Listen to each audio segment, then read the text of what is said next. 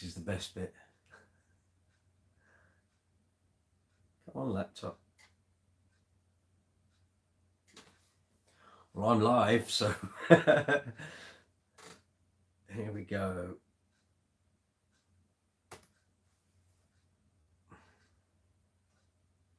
There we go, we're synced. Good morning, good afternoon, good evening. Welcome to Brooks's Bass Corner live chat number 33.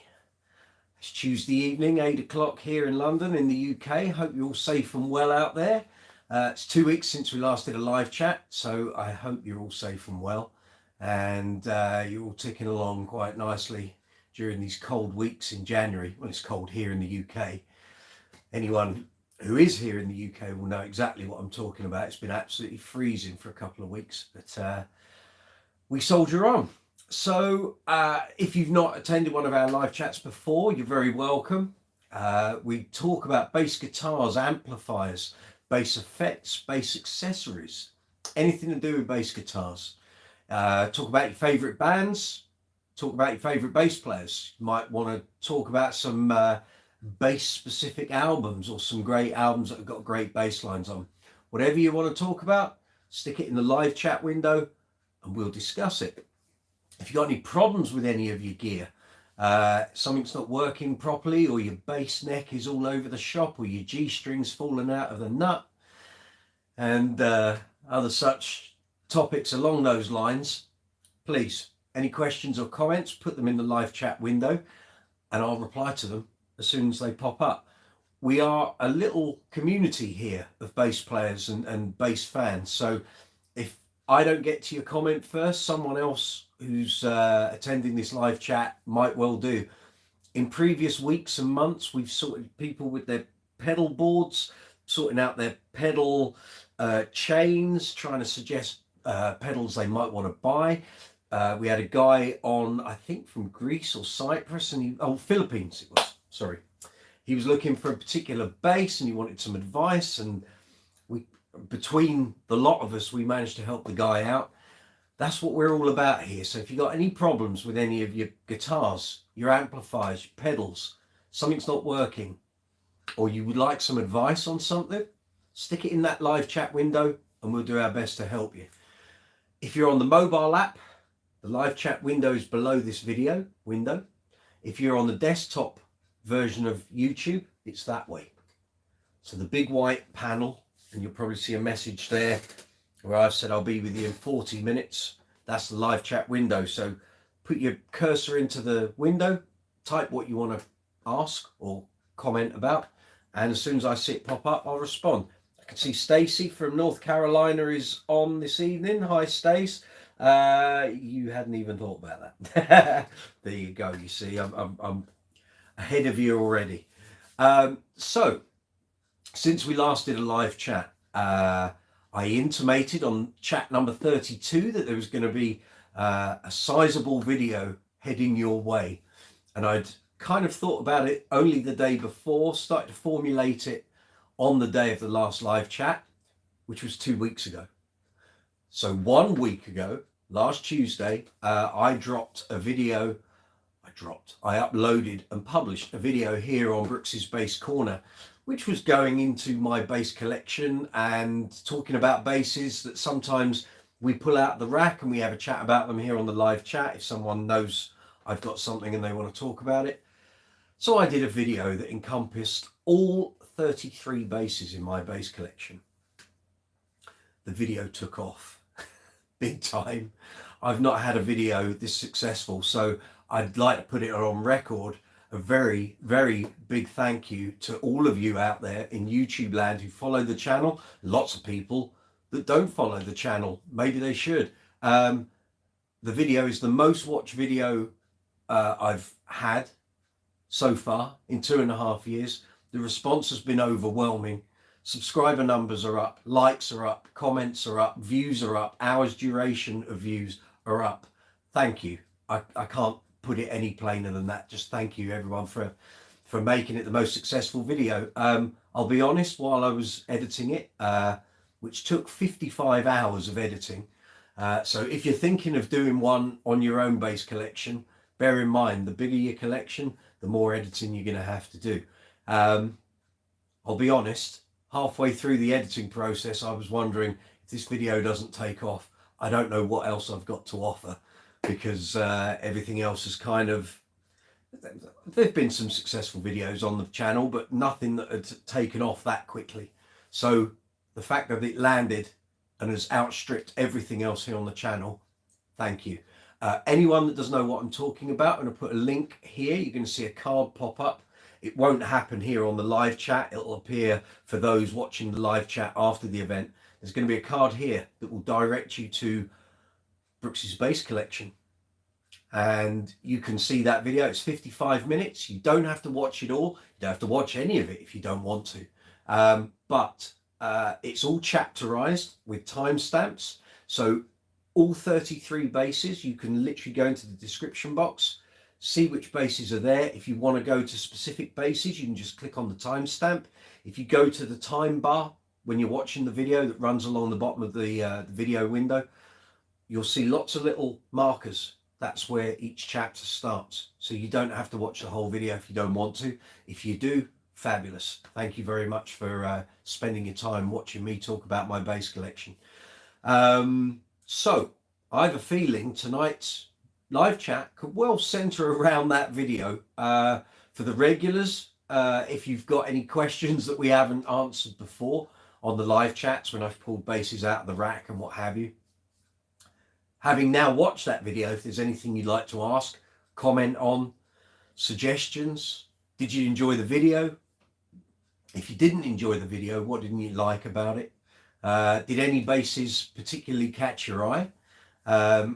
Were there any basses in there that you may be considering buying and you'd like a bit more detail or a bit more info about them?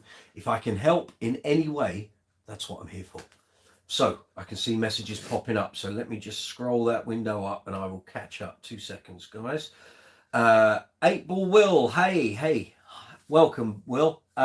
Just decided to learn bass as a New Year's resolution. Don't have a bass yet, but I did order one. A Sterling Stingray 34 will be your first bass. Mate, fabulous choice. You are not going to go wrong with that. A really good bass to start out with. You're going to have loads of tones, fabulous to play. I'm sure you've got it in a nice color or a nice finish. Good choice, sir. I highly recommend it. I reviewed a Sterling Stingray 34 years ago for Bass Guitar Magazine. Played many in shops. I did a big feature on Stingrays for Bass Guitar Magazine back in, 2018. I think it may also have been in Bass Player. And I spent a couple of days playing a lot of different Sterling models. You won't go wrong with that. So good job, sir. If I can help you in any way going forward with your bass playing, or if you want to ask any other questions about the Sterling Stingray, what it can do, feel free. That's what I'm here for. Lewis Wingrove, hey, how you doing? Long time no see. You're considering the Dingwall bass. Your opinion on the manufacturer? You won't go wrong with a Dingwall. There's one right behind me there. So it's an NG2. Dingwall are exceptionally customer focused. So if you buy a Dingwall bass, you have a problem with it, contact Dingwall on, well, either directly by email or social media. They're really receptive on Facebook. I know Sheldon Dingwall personally, a fabulous guy, a really conscientious bass manufacturer. He takes any customer queries really seriously. So I wouldn't have any hesitation in recommending a Dingwall at all. And I love this bass. So, and I've had no problems with it at all. So Lewis, if you're thinking of buying a Dingwall, buy with confidence. You won't have any issues there. You're from California. Hey, well, thank you very much. Thank you for attending my live chat. Very much appreciate it. If you want to continue the conversation about Dingwalls, just keep putting your comments, questions in that live chat window and I'll respond to it, okay? Cool. 8-Ball Will, thank you. Stacy. Hi, Lewis, North Carolina. Oh, the US Brigade conversing. Very good. That Stingray was designed by the BMW Corporation. That was the bongos, Lewis. The bongos were developed and designed by BMW. Some people say they look like toilet seats. They don't sound like a toilet seat, not one that I've ever sat on, but bongos are great. But the Sterling Stingray 34 is basically I think they're built overseas and then they come back and get sort of final checks before they're sent out to distributors around the world. So yeah, cool. 8-Ball Will, watching your, oh, sorry, I've just lost you. Sorry, I've just put hand lotion on my hands. My fingers are a bit greasy. Just bear with me. That's not a euphemism, by the way. Watching your channel here in Mesa, Arizona. Thank you. Cheers, Will. All the views, very much appreciated. Comments, likes, all of that. Thank you. I do appreciate it. Without you guys out there, this channel doesn't have a purpose. So, you know, I keep producing content in the hope that you guys like what I'm doing. So it's cool. Loose Wingrove. Okay, I will. Hi, Stace. I'll let you two overseas converse. Let's do your thing. So, yeah, so here we are, live chat 33. So other than the video that went out last Tuesday that's just blown the roof off the channel, a whole variety of shorts have gone up. For those of you that have heard me banging on about YouTube Shorts over the past couple of months, next week, next Wednesday, is when YouTube Shorts monetizes. And YouTube will be putting a huge push behind YouTube Shorts, which is why I've been putting shorts up on the channel continuously since October. I did have a load of shorts content before, but it wasn't, it was promoting the content that was already on the channel. These shorts that have been up, they've been a mixture of new videos and also extract videos from existing content that was already in long format here on the channel. At the end of this week, I will start putting up the new shorts. So there's going to be Brooks's bass tips. There's going to be a look at various effect pedals. There's going to be some snippets from various interviews I've done over the years. A whole load of new content. So keep your eyes peeled. If you don't know what YouTube Shorts is, or you've never kind of gone down that rabbit hole, YouTube Shorts is YouTube's version of TikTok. So the videos are no longer than 60 seconds. So if you want a concise video viewing and learning experience, the shorts going forward on my channel are going to be bite-sized chunks, really as packed as I can possibly make them, with as much info and advice as I can offer, and also a very quick and easy way for me to offer soundbite demos of basses, amps, pedals, strings, all of that stuff, rather than doing a huge long form video, although there will be some of those as well, obviously. But the short ones will be, I'm going to try and do basically prepare shorts for a daily release, but some days that might not happen and some days it will. We'll see how it all goes. Let me see. Lewis, you've come back to me. Here we go. My Schecter Stiletto Extreme 4 bass was my first bass. I took out the active pickups and pots, went with a Bartolini and Mojo Tone. It's cool. I mean, you know, Bartolini, you're not going to really go too wrong with that. Although they do have their own sounds. Some people like them, some people don't. I've never had a problem with Bartolinis. You get a very mid-focus sound, generally. But on some basses, that's exactly what's required, so you won't go wrong with that. She sounds wonderful, I bet. Yeah. So let's think. So that's what's happening here on the channel. What have I been doing? I've had one gig since the end of December. So last weekend I did a Queen tribute here in the UK, which was very successful, very good. Band, I put my teeth in. Cute. The band sounded fantastic. We had an absolute blast. So to the guys that we were playing for on Saturday, thank you very much.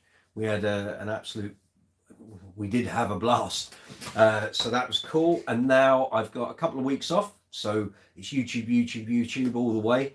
And next gig for me at the moment is, I think, February 11th, which will be Uncle Funk's Disco Inferno. I think we've got a private do. I think it's a private booking.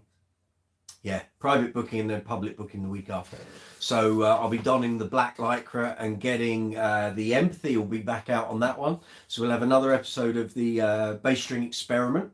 And while I'm on that topic, so we're up to gig number 13 on the videos here on the channel. In real life, we're actually up to gig 28. Those strings, I'll pull the bass out for anyone that needs to know what I'm talking about. So this bass, which is status graphite empathy bass, LEDs of course, do the full LED experience tonight, why not? This has a set of Rotor Sound Swing Bass 66 round wound steel strings on it. These have been on it since the end of July. They've done 28 gigs. The videos here on the channel are up to number 13.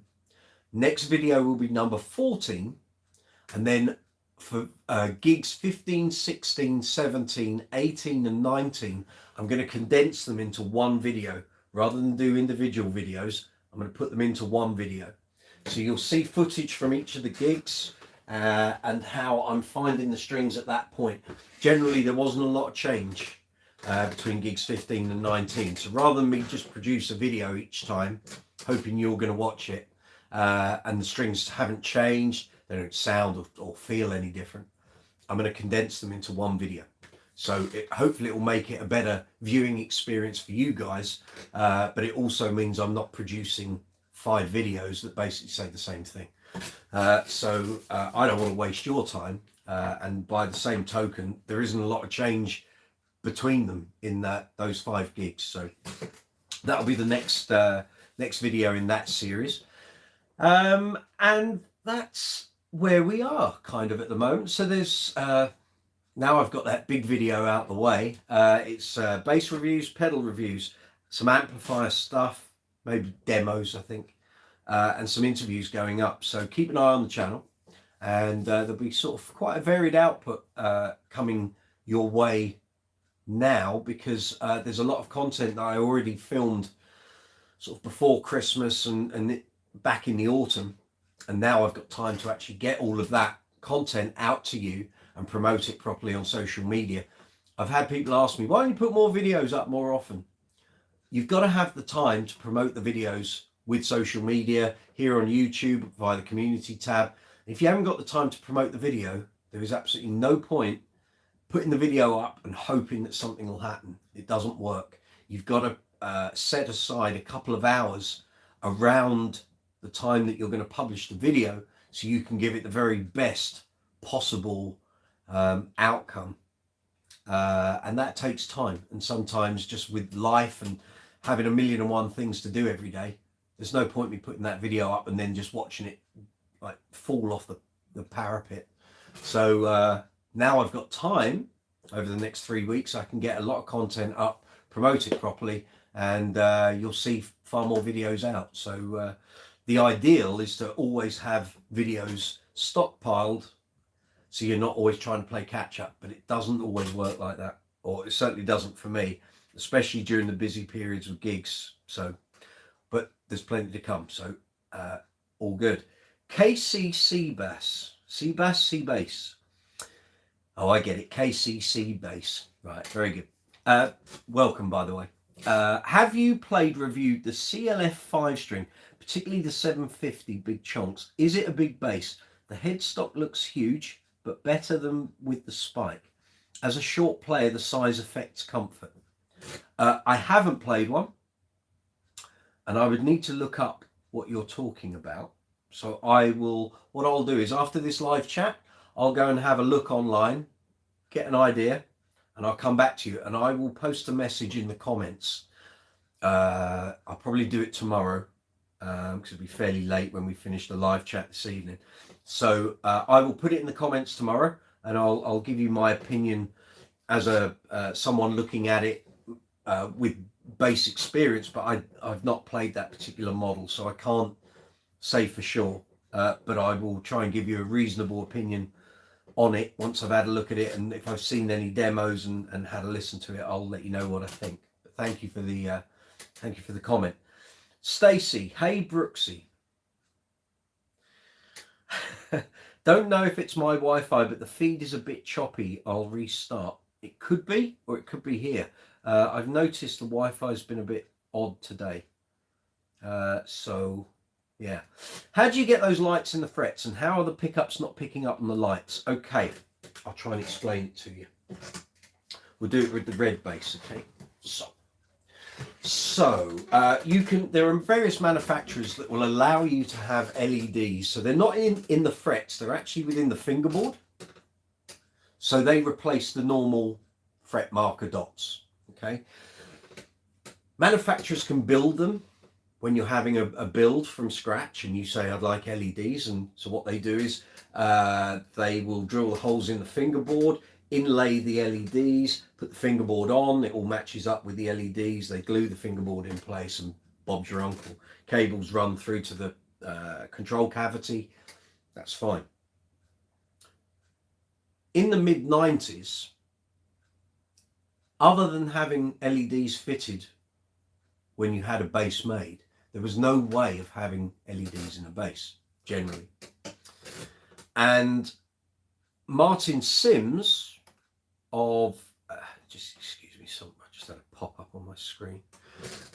Martin Sims, who produced the Enfield guitars and the Sims pickups, came up with the way of retrofitting LEDs into bass and guitar necks, as well as a million other things. So the way I've had it explained to me, this can work on any neck. If it's a bolt-on, then great, you can unbolt the neck and deal with the cabling and the lights, and then you have the actual control cables come out, and then that gets a routing through the body. On a through neck, it's a slightly different process. So what they do is, I'll try and explain it as best I can. They run a drill up the underside of the fingerboard, because you're never going to look at that, are you? They run a drill along and it creates a cavity inside the neck. They collect all the dust and material that comes away. So on this graphite neck, they're collecting graphite dust, carbon dust. They then feed the LEDs in, because they're not going to remove the fingerboard. They feed the LEDs in, but what they also do, because when I spec'd LEDs on this bass, not only did I want the ones on the front, which are all nice, lovely and very showy, I wanted the ones on the side, which are far more important for me. So the option then, when you're having two sets, is are you going to have two independent sets of LEDs, which will cost you twice the price, or the cheaper option is to have fiber optics inlaid. So basically the light coming off of these front facing ones run up a channel to these side ones. So once they've put all of that in, the cabling runs through the body out to this battery compartment there. Then once it's all done, they put the material that was gathered up when they did the drilling, pack it all back in, seal it all, and then put a new fresh coat of varnish or lacquer on the underside. So hard to show you on here, but with black it shows no evidence of what has been done. I can show you on another bass what happens when you do that and you don't match up the wood. So although over time the effect of this one has improved, so this is a GB Rumour 4 we've seen on the bass collection video, so I'm going to try and do this best I can. If you see the side channel there, you'll see there's a light piece of wood. That's sycamore. The actual neck and fingerboard are bird's eye maple, which is darker, but the lighter strip is sycamore for some reason. And it didn't match. When I first got this bass, I was like, what the hell is that? But again, no one's really going to look at the underside of the fingerboard. This bass was built for me. It won't be I won't be selling it, not in my lifetime. So it doesn't matter. I'm the only person that's going to see it. And to be honest, if someone were to buy it, now it's aged at the other end, it's got darker. The wood has sort of honeyed a bit with the lacquer. so it's not as bad. But when I first picked the bass up, that Sycamore was like bright white, really light timber. It was like, what the hell? But like I say, no one's going to see that, so it's not a big issue. But there we go.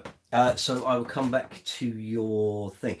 How are the pickups not picking up on the lights? Because they're LEDs. They're not really lights in the conventional sense. And I've got 5 or 6 basses here with LEDs in. I've never had an issue with the sound at all. And I've never had any LEDs go wrong. Fingers crossed, touch wood. So I've had no issues at all. So Martin Sims LEDs are the best you're going to get. You're not going to get any better than that unless you have a manufacturer install LEDs when they're building a bass. The other option is there used to be a thing called Fret Effects, and then there was also another product called the Aurora project. So Fret Effects, basically, I think what it is there's a switch or a button or something that goes on the back of the headstock. That's where you turn the LEDs on, and it runs a cable that runs along the top of your fingerboard, and the lights are inside a plastic channel. So I can't remember how they do the front facing ones, and maybe they don't, but for edge LEDs, which to be honest a lot of people want anyway, it is literally a hard plastic, it's almost like a cover, like a channel, and it runs along the side of your bass. Now there's lots of basses out there that are long scale, medium scale, short scale, but not all basses have their frets in the same place. So when you order them, you have to tell them what bass it's going on. And I think there was an option to send the bass or the neck to them, but it was cheaper not to do that. And then they've got different products for different manufacturers of bass manufacturers. So that was an option. I don't know if they're still going. They were very popular, but nothing surpassed what Martin Sims has done with LEDs. So if you want the best, go for Martin's product. If you want a cheaper alternative, Fret Effects, if they're around, Aurora project. There's also the option of having begins with L. They're fluorescent markers that go on, you can have them on the front, but generally the top edge. Luminlay, that's what I was thinking of. And so a lot of manufacturers now offer Luminlay dots, position markers, when they're building a bass. You can buy it retrospectively and have it fitted. You can do it yourself if you wish. Occasionally what you have to do is shine a small light on those dots to make them refluoresce, so they do what they're meant to do. But I know loads of people who have those and say they're just great. You know, it means I don't have flashy lights, I don't have to worry about batteries, I don't have to have a switch, they're just there on the bass. And again, maybe have a look on Google Luminlay, Luminlay, and you may find that might be an option. Sims LEDs will be the most expensive, and a lot of people balk at the price. They never used to be that expensive 20 years ago. They are quite pricey now, but if you're going to keep the bass, and that's what you're having fitted on a bass that you're going to have for a long time, they're a worthwhile investment. I mean, I would be lost on loads of gigs without them, but the old eyes aren't what they used to be. But yeah. Graham P, hey, welcome mate, good to see you. Thanks for the comment on the video, by the way. Hope all is good. Have you got the sound to light system on the GB? I have on this one, but it won't work without the bass being plugged into an amp and sound being in here.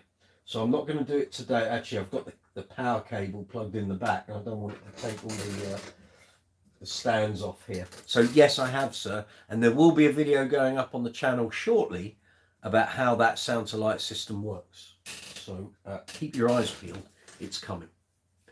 But yes, it's in there. It's in that GB Rumour for the X demo model. The only thing I will tell you about that at the moment is it absolutely eats batteries. So on any of my other basses with LEDs, generally I'll get maybe 15 gigs, maybe, give or take a gig or two, depending how long the gigs are, what have you. I'll get about 15 gigs out of a pair of batteries. Or actually, no, sorry, on most of my basses, the LEDs are one battery. On my GBs, they're two, because in the Kingfisher Blue Rumour 4, there are LEDs in the headstock. So there's two batteries, one to do the fronts and the fibre optics, and one to do the ones in the headstock. This bass has two batteries. And whether you're using the sound to light and doing all the movement, or whether it's on constantly like this, if we're not running off the adapter, which I only do for like videos, can't use it on a gig, you wouldn't be able to move around. That pair of batteries lasts literally, okay, say we do a 2-hour show, it will do about 2.5 hours, maybe 3 at a push, and then the batteries are dead. The joys of a sound to light system. So if I know I'm going to be doing a theatre and it's going to be a big audience or an outdoor show at night, then it's fine. I'll just use a set of batteries and that's fine. No point ever using LEDs during the daytime because no one's going to see them unless it's really cloudy. But in terms of how I generally use my LED systems on my basses, and I'll just happily turn them on. Can't be doing that when you're going to go through a pair of batteries within about 2.5, 3 hours. It's kind of a bit pointless, really. Not made of money. So yeah, so that's the situation with those, but there will be a demo video going up. I might do a short first and then do a longer demo video. I know there are various demo videos up on YouTube already of the GB Guitars Sound to Light system. James Durand has got a really good video up. I think he did that about 10 years ago. So it's time we did a newer version, maybe. Leave it to me. I will get to it. So here we are, half an hour in, live chat 33 here on Brooks's Bass Corner. You're more than welcome. If you're watching, thank you for attending. Very much appreciated. And I have to say it, after last week's video, not the live chat, but the Brooks's Bass Collection video that went up, thank you very much to all the new subscribers, all the comments, all the likes on the videos, all the interaction, the community posts. It's gone through the roof. So I knew at some point I might get a video that just went bang. I was hoping it was that video last week and my prayers were answered. So thank you very much. So if you're a new subscriber, first time watching one of the live chats, thank you. I really appreciate it. If you've got any comments about any of the content here on the channel, if you've got any comments about the bass collection video, if you don't know what the bass collection video is, I put a video up last Tuesday featuring my entire bass collection. If you haven't watched it, but you're thinking, I don't know what basses he's got in his collection, in the description box of this video, I've listed all 33 basses that were included. And I've included any links to demos or review videos already here on the channel. So if you're thinking, well, I quite like that Dingwall that's over his shoulder, if you go into the description box, you'll see Dingwall NG2. It's that bass. And there's a link there for a soundbite demo video. So if you want to go away quickly and have a look at that and then come back and have a chat or comment in the live chat window, feel free. There's 33 basses there. Fill your boots. But yeah, so to all those who watched the video last week, are still watching the video now, all the new subscribers, the likes, the comments, all the positive vibes, thank you very much. Without you guys, we don't have a channel. I can keep turning videos out, but if you guys don't respond to it or you don't like it, I'm wasting my time. So thank you very much. I'm glad I produced something that, well, at the moment, 5,500 people have watched. So thank you. I really appreciate it.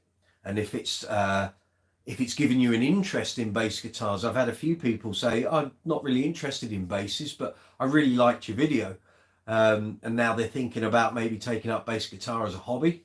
Great, that's what we're here for. So if you've not attended a live chat here on Brooks's Bass Corner, we're talking bass guitars, we're talking amplifiers, we're talking bass effects, bass accessories, talking great bass players, bass legends, groups with great bass players, albums with great bass players playing on them.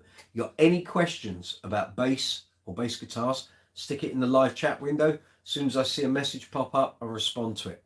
If you're on the mobile app, the live chat window is below this video window. If you're on the desktop version, it's that way. I never get my hands lined up. I try, but it never works. It's that way. So if you want any advice on basses, maybe your gear isn't working properly, maybe something's not quite right, maybe you did some gigs at the weekend and your amplifier sounded knackered, if your pedals are causing you a load of grief, stick your question in the live chat window. If I can't answer it, chances are one of the regulars might be able to. We've solved a whole load of problems over the past couple of months where people have had gear going wrong. People are thinking about buying something. They want to know how something sounds or how to get the best out of a collection of pedals. Stick it in that live chat window, and between us, we'll try and help you. And that's what we're here for. So that's how it goes. It's a two-way street. If you don't comment or put anything in the live chat window, you've got to listen to me talk for over an hour, but which is fine. But I'd rather hear what you guys have got to say, and then I can respond to that. If you're watching this and you're really enjoying it, please feel free to hit the subscribe button, hit the notification bell so you get notifications when I post videos up. If you give the video a thumbs up, I'd really appreciate it. That really helps on the algorithm. Getting involved in the live chat also helps. These are all positive signs as far as YouTube is concerned. If you want to help with the financial side of keeping the channel running, buying the equipment, the sound stuff, the editing stuff, the microphones, the stands, the lights, some of the things that are featured here that are reviewed, the maintenance kits, all of the stuff that I use when I'm doing workshop videos. If you want to help with the financial running of the channel, it doesn't need a huge donation, but it's more than welcome. There's two ways you can do it. In the live chat window, you'll see an emoji icon. Fill your boots with those. You want to put emojis into the chat? Feel free. Perfectly acceptable. Next to it, you'll see a dollar symbol. That's called Super Chat. So if you want to make a financial contribution to the channel, you're enjoying this video, maybe you enjoyed the bass collection video, maybe you enjoy the videos I put up on the channel. If you'd like to make a donation to the channel, hit that dollar sign, and then you can choose how much you wish to donate to the channel. You don't have to. This is all free. But if you'd like to help with keeping the channel going, which hopefully I'm going to do for the next 20 odd years, that's how you can do it. So that's called Super Chat. The other option, and this is below every video here on the channel because we're monetized, you'll see a collection of icons. So there's a thumbs up, a thumbs down, there's a share button, there's a save to watch later button, there's a whole array of icons there. You'll see a love heart with a dollar symbol in. So that works in the same way as Super Chat, but it's called Super Thanks. You'll also find it on the shorts videos. You'll see a little icon, love heart, dollar symbol. It's called Super Thanks. It's a way that YouTube have come up with to allow people, if they're really enjoying a specific video or they enjoy the content that a content creator puts up on their channel, or if it's a video that helps you with a problem, say you've got a problem restringing one of your basses and you find a video and you think, that's just solved my problem, you can hit that Super Thanks button and you can donate to the channel. And you can do that anytime. It doesn't need to be on a live chat. It can be at any point. So those are the two ways. So you've got Super Chat, which is on the live chat, which is what we have here in the live chat window. Then you've got the Super Thanks button. That's how you can make financial contributions to the channel. I'm hoping next week at some point, I'm going to try and get this all done this week. I will have a range of merchandise available here on the channel. So we're talking t-shirts, hoodies, bags, caps, mugs, mouse mats, I was going to say thongs, but probably not the right time of year for thongs. So there will be a selection of merchandise for you to purchase now, which will go towards helping the channel. Also, I haven't put them in the description box for this video yet, but I will do it tomorrow. There are affiliate links. So there are a number of retailers that I'm affiliated with. If you click on any of the links that take you through to those sites, or my storefronts as they're called, if you purchase anything via those links, a commission will come back to the channel. So say you want to buy a set of bass strings and you decide to buy them from Thomann or Amazon or whatever the affiliate link is. If you go through, you'll see the storefront. Go to the right section that's got strings in. Select the strings you want to buy. Providing you don't already have them in your cart or on a shopping list, like a wish list or a shopping list. When you then go through and purchase those strings, I will receive a commission which goes towards the running of the channel. I think I've done the big sell now. So we've got super chat, super thanks, affiliate links, merchandise from next week. And at some point we will have a membership system. I'm still trying to get my head around exactly how I can make that worthwhile for you guys out there. It's very difficult when we're just dealing with bass, because trying to produce the videos takes up so much time. So I've got to find something that I think I can offer you as a benefit, which makes being a member in a membership program worthwhile. I'll get to it. I will get to it. I've seen a couple of messages. KCC Bass. It's always interesting to hear about players' pedal chain for gigs or recording. Also effects like the HX Stomp and Kempers replacing rigs. Okay, I'll do both parts of this question. So we can talk about pedal chains as much as you want. I will discuss my pedal chain and I'll tell you how I use it and what I use it for.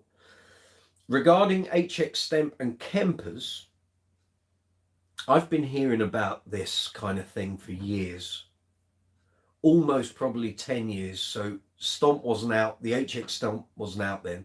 Kempers kind of were on the fringe of appearing. And I've heard so many times that Kempers will replace rigs. It's not quite as prevalent with bass, because Kempers are far more designed to guitarists and guitar models and guitar amplifiers which have very distinct tones.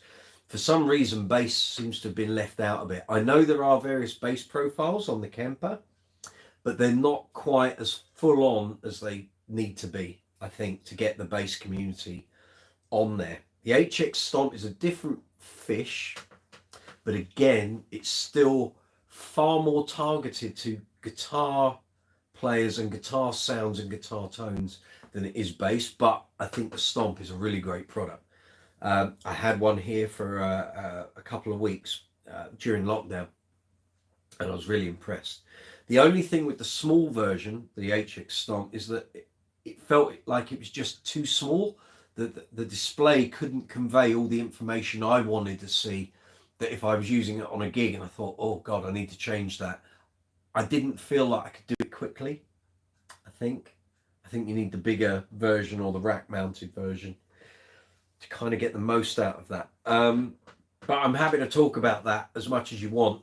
The way I'm operating at the moment, and certainly since we came out of lockdown, regular viewers on the channel and live chats will know what I'm about to say because I've mentioned it several times. But so my whole playing situation has changed from before we went into lockdown 3 years ago and what I came out to in July 2021. So I used to do lots and lots of covers band work, function bands, depping for lots of bands, some theatre work, but not a huge amount. But generally I always had a rig, very rarely ever used pedals, and I was quite happy with that situation, and I'd use that sort of setup for years and years and years.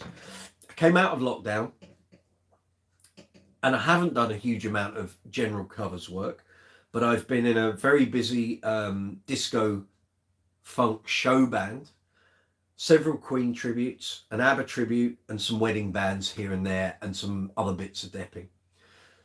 So before lockdown, I always had a rig. amplifier setup, no pedals.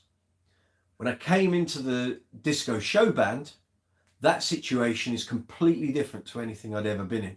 We're all on IEMs and we have no amplification on stage, although sometimes I will have a bass rig and an amp there. As security, if the IEMs go down, I've still got a point of reference. We have no monitoring on stage. So if my IEMs fail, I can't hear what the bass is doing apart from what's out front. And sometimes that's just a with no distinction, because if the stage is really deep, I just can't hear it. So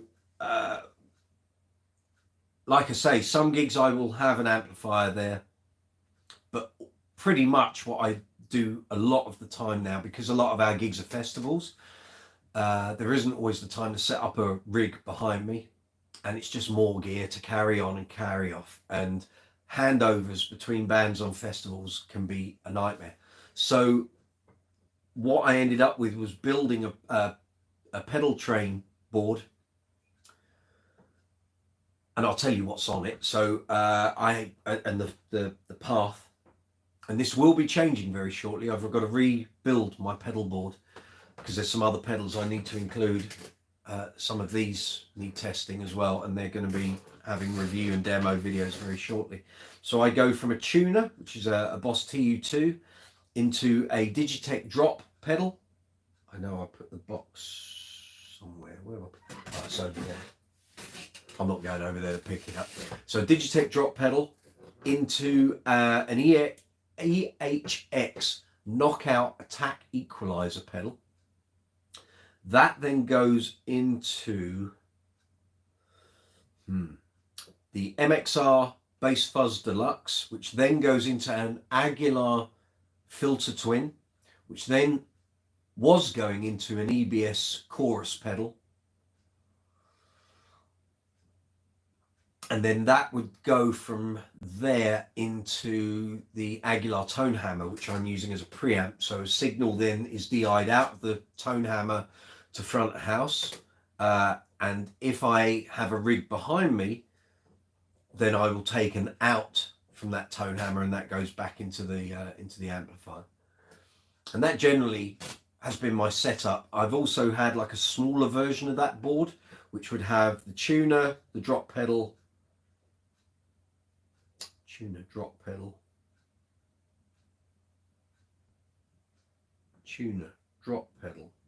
octave pedal, EBS octave pedal, into the filter twin, then into the tone hammer.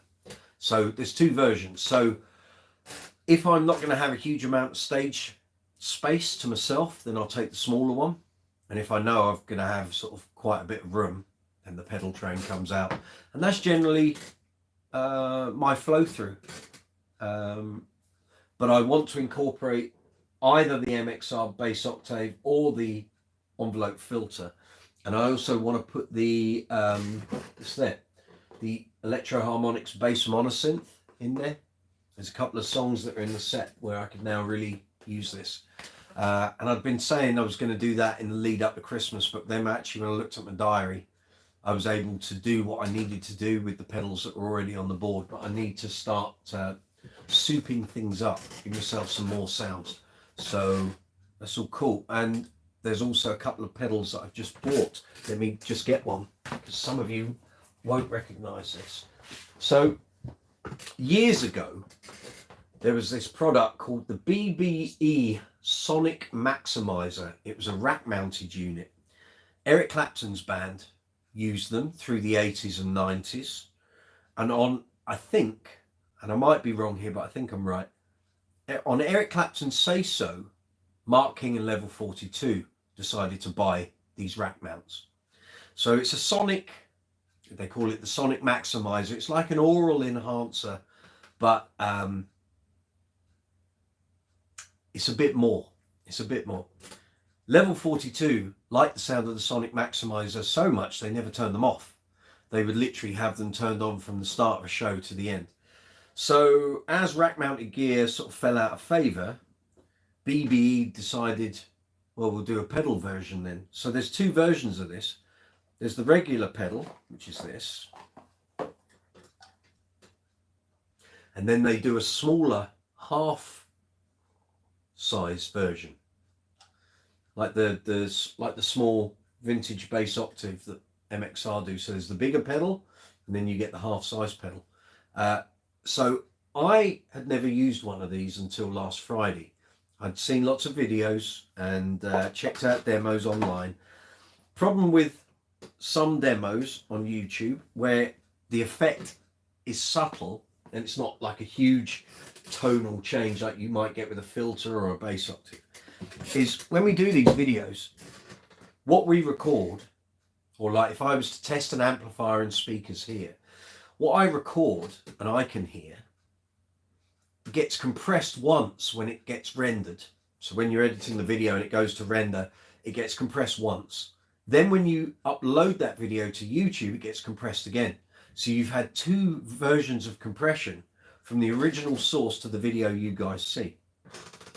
So I wasn't completely convinced when I was looking at various demo videos of the BBE Sonic Maximizer. So I decided to go to the bass gallery in Camden last week, and I thought I'm going to try this pedal because I knew they had one in stock. I thought I'm going to try it. If it doesn't do what I need it to do, then fine, I'll walk away from it. But if it does, great. So I sat down with a Music Man Stingray, plugged into the pedal, set the EQ flat on the bass, turn the volume up, playing away. Yeah, it sounds great. Kick that pedal in, and it was like, whoa, someone's just turned the lights on. The sound was stunning. Absolutely stunning. I thought, okay, right, well, now we've got to start playing the controls and play normally and then hit the pedal. And it was like everything I set on there just sounded great. And when I saw a friend later that day, he said, oh yeah, I've got the small version of that. I said, how do you use it? He said, oh, I just turn it on, leave it on. I said, well, yeah, that's kind of it, isn't it? It makes your bass sound so good. Why would you want to turn it off? So the Sonic Stomp will be going on my pedal board very shortly, and we will do a video for it. When that video is ready, I'll put a link in the description box. And anything that I reference tonight, videos that are here on the channel or links to things to buy, everything goes in the description box. So if I talk about something and you're thinking, where's the link? It's in the description box below. KCC bass.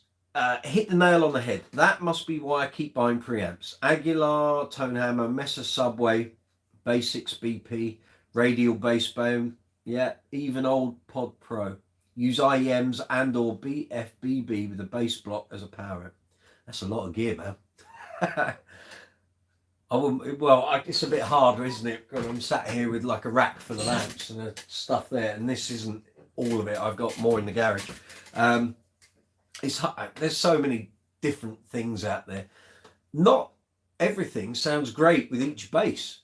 I've certainly got some basses that sound better with some preamps than others. It's just the nature of the beast, isn't it?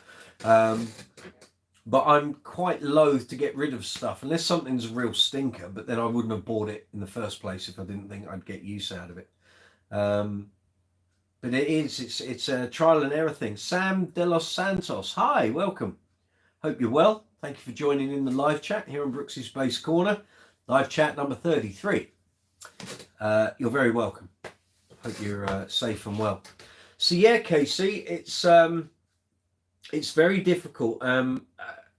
But I have to say, amongst all the other projects I do as well as Uncle Funk, it's a case of having the gear to do the job.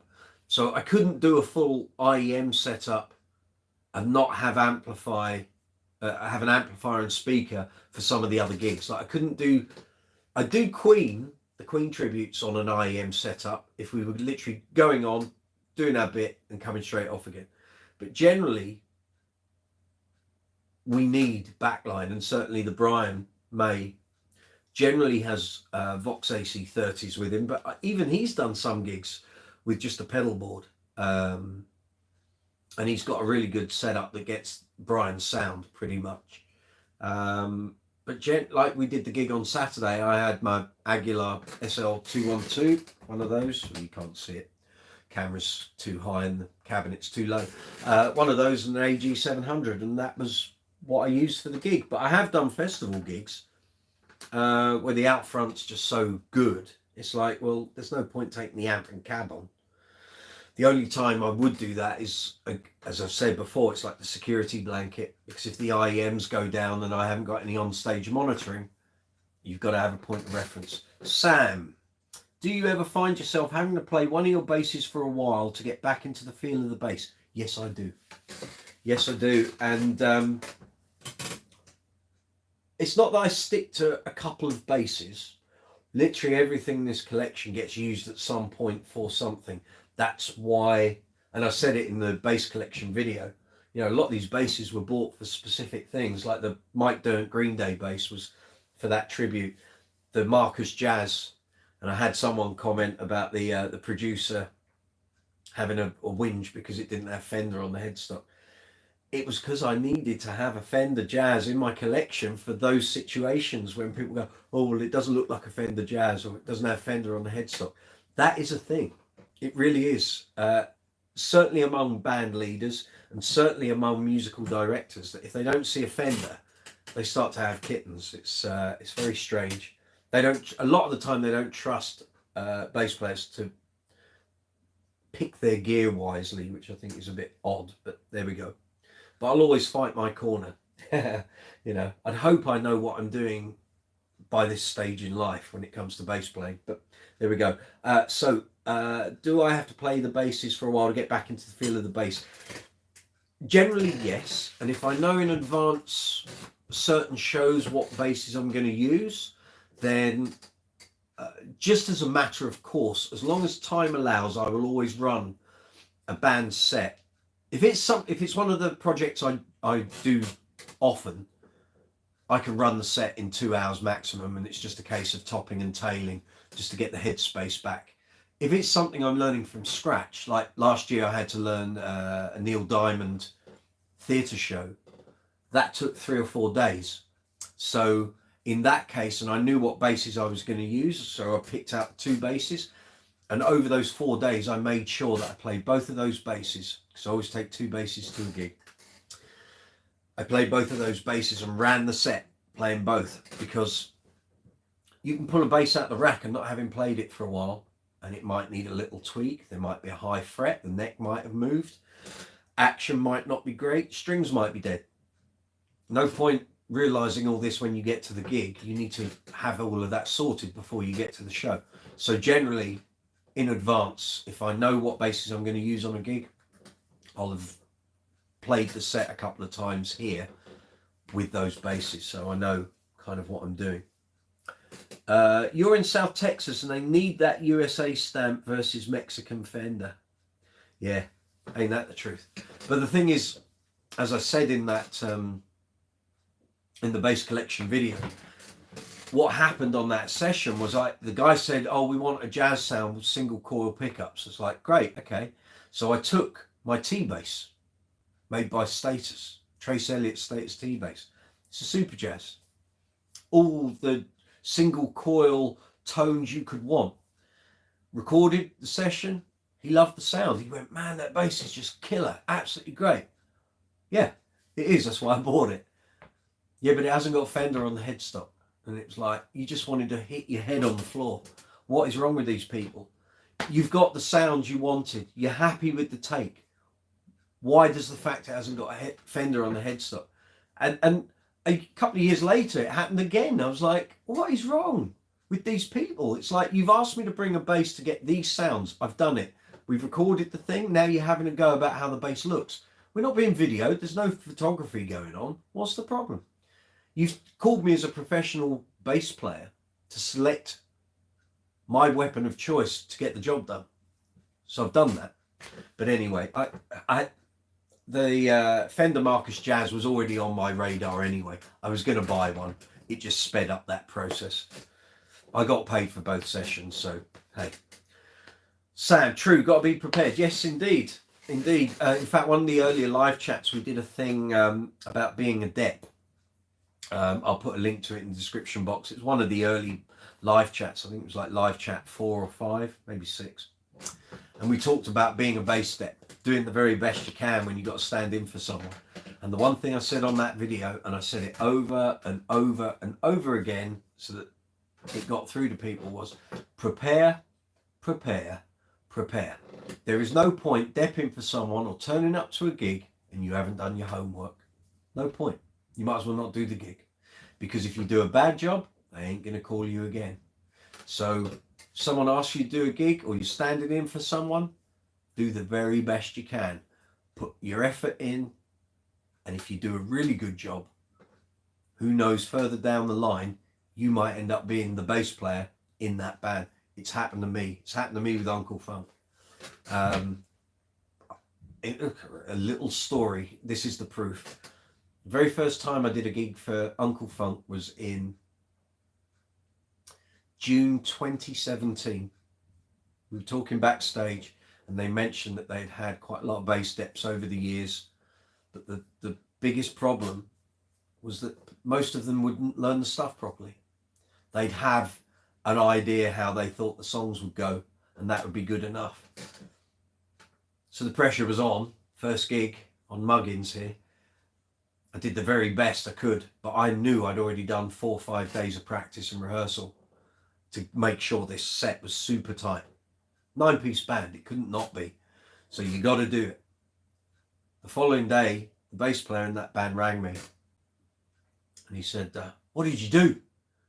What did you do? And I thought, oh God, what did I do? I said, I don't know. What are you talking about? He said, they're all raving about you.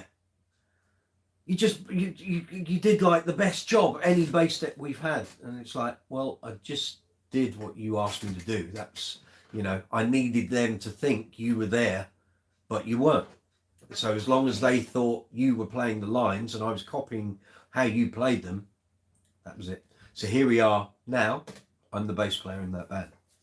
So, you know, if you prepare, do as good a job as you can. Sometimes there are going to be situations where you get called into a gig as a dep or a stand-in and you haven't got time to do all the prep. It's literally having a body on the stage that can do a passable job.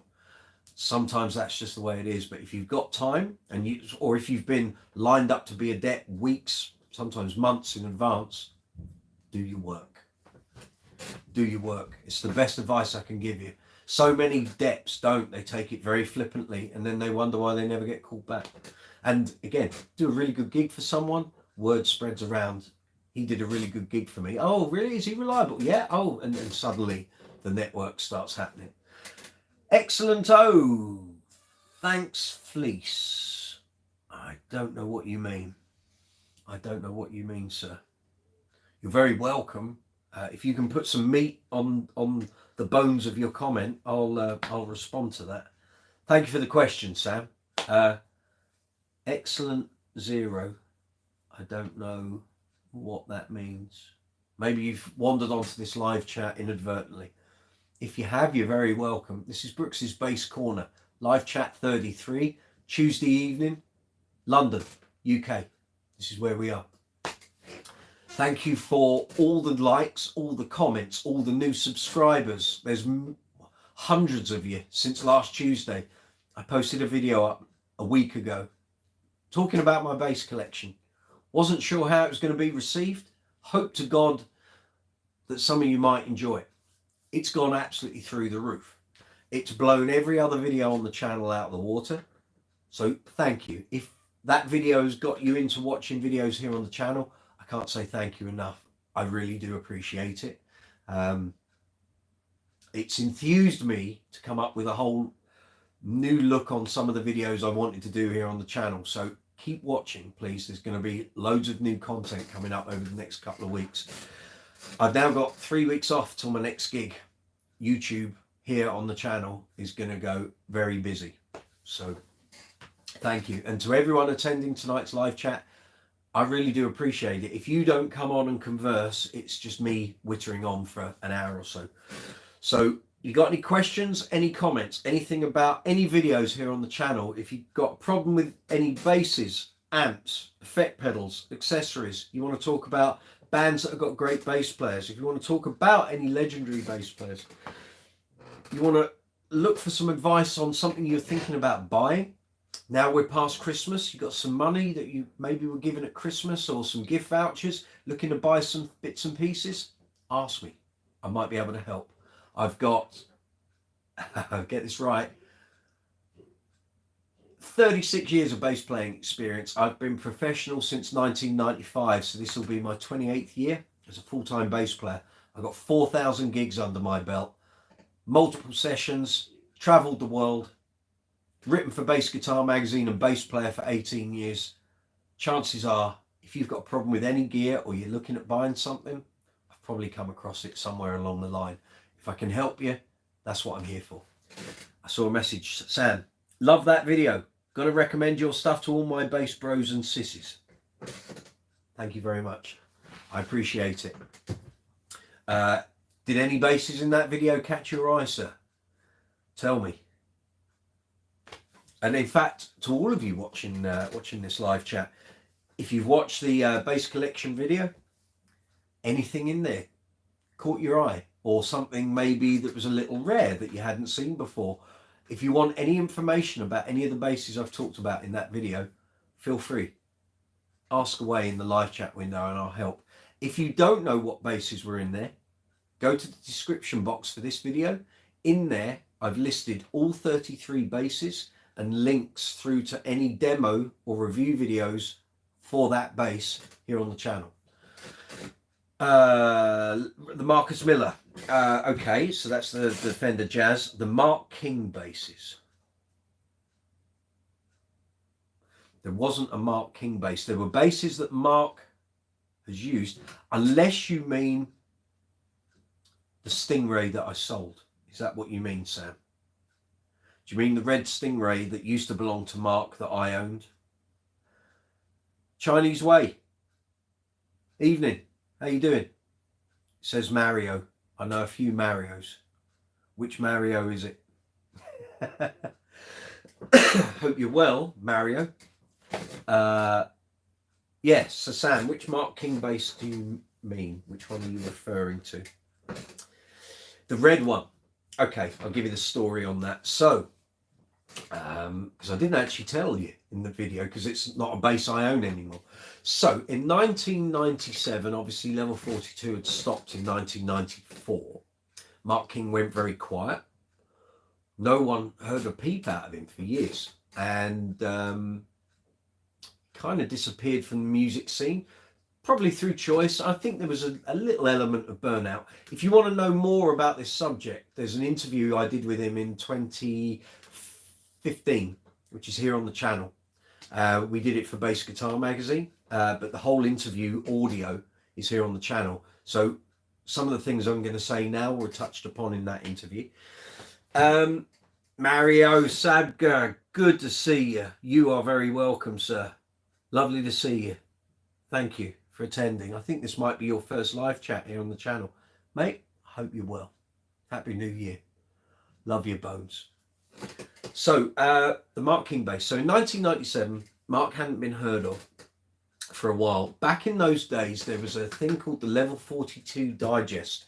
Before the Web Digest, which was a website, we used to have a daily email digest. So basically, people could email into this sort of Unix email digest chat, and each day the posts from the previous day would get mailed out. You could choose to have it as a weekly digest, but generally people had it as a daily, because if something important cropped up on there, you wanted to know about it immediately. So I'm sat at work on one of the rare occasions that I had a job during being a professional musician. I had a tech support job for a couple of months, and one Monday the digest came through. So I'm reading through, and someone posted up, I can't believe it, Mark King has put his entire bass collection into the Bass Centre in Wapping. Now, it sent me and many hundreds of bass playing fans of Mark King into complete panic. We were like, is he retiring? Is that it? Is there nothing more? Is he not going to do anything? He also didn't put his entire collection in. What he was doing was downsizing. So if you go to the interview from 2015, I'll put a link to it in the description box later for those who are watching this after the event. So what he was doing was downsizing. So he was leaving and moving from the big house that he used to have on the Isle of Wight, which you'll see in the Fait Accompli video. He was going to a smaller property. as a result, he didn't need to take his entire bass collection with him and all the amplification. And there was a situation, I think, where he realised they were paying for storage at John Henry's here in London, which is a rehearsal studio. Lots of big touring bands used to hire cages, and in there they would store all their flight cases for guitars, amplifiers, speakers, what have you. They were spending something like £20,000 or £30,000 a month, I think it was. I can't remember. It's in the interview. Stupid amounts of money. And he said, well, I could just build a garage or a shed and put them all in there here. It'd be cheaper. And that's what he did eventually. But anyway, he had all this gear. They were downsizing. And he obviously looked at it and thought, well, I might as well cash in because I don't need all these basses. So he put a load into the bass centre. So there was the 4-string Stingray that I bought. There was a Maple Empathy, which a guy called Rob Steen in Ireland. Hi, Rob, if you're watching. He bought that. I was there when he bought it. I would have loved that Empathy, but anyway, I didn't get it. There was the Empathy 5-string. It was from 1990, 91, 92. You'll see it on the Town and Country Club. Used for playing If You Were Mine. 5-string Empathy. There was a Cocobolo long scale Alembic. There was a Steinberger. Now, what else was there? The Star Child, the white one that he now has got back. That was put in there for sale. There was the Wow MIDI bass from the Prince's Trust that was also used on Guaranteed. Let's think, what else? There was a couple of things. Anyway, I played all of them. The only thing I really wanted was the Empathy, the 4-string. The 5-string one did not play great. The Alembic was great, but it was £4,000. There was the Alembic, which was the first Series 1 that he had. So when he moved over to Alembics, he had a couple of Distillate basses. Then he had a Series 1. And what they did was they moved the pickup selector from the lower horn, put a brass plate over it, and relocated the pickup selector. He used it in 87 and some of the Fait Accompli tour. John Randall, hi John, owns that bass now. And I'm trying to think what else there was. The Mesa Boogie rig was there. The white fretless Moon bass was there. That was bought by a guy called Don Ziff, who was from the US. He was on this digest. He passed away about 10 years ago, I think. So I don't know where that bass is now. But there were a couple of other bits and bobs. Anyway, to my mind, the Stingray played the best. The Wow MIDI bass, I thought was dreadful. I didn't think it was particularly good. I thought it was very expensive. It was about £3,000, £3,500, which now we know Wows, I'd have made that money back. But yeah, so I ended up with that 4-string Music Man, and I kept that until 2002. And I then sold it to Morgan Roussel, who runs level42.com. Morgan, at the time, was buying up as many of Mark's old basses as he could. And he had quite a collection. I don't know if he's still got them. I would imagine he has. Certainly, if he ever liquidated that collection, he would make an absolute fortune. But that's by the by. So that was that bass. And I used it as my main bass from 97 up until 2002 when I bought the Statuses. And I would have kept it. It was a great bass. It was an 89 Stingray. And he bought it along with the 5-string red Stingray that he used also on Forever Now and Guaranteed and Trash. But the 4-string he used on those three as well. There was footage of him doing a TV show in Ireland using my bass, but I've never seen it. I've seen the still, but I've never seen the actual footage. But there was nothing special about it. It was just a 3-band EQ Stingray.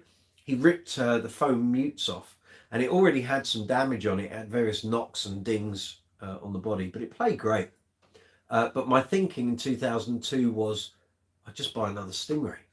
Little did I know, not all Stingrays play the same. And from that point on in 2002, they all came with oiled necks. They didn't have gloss necks anymore.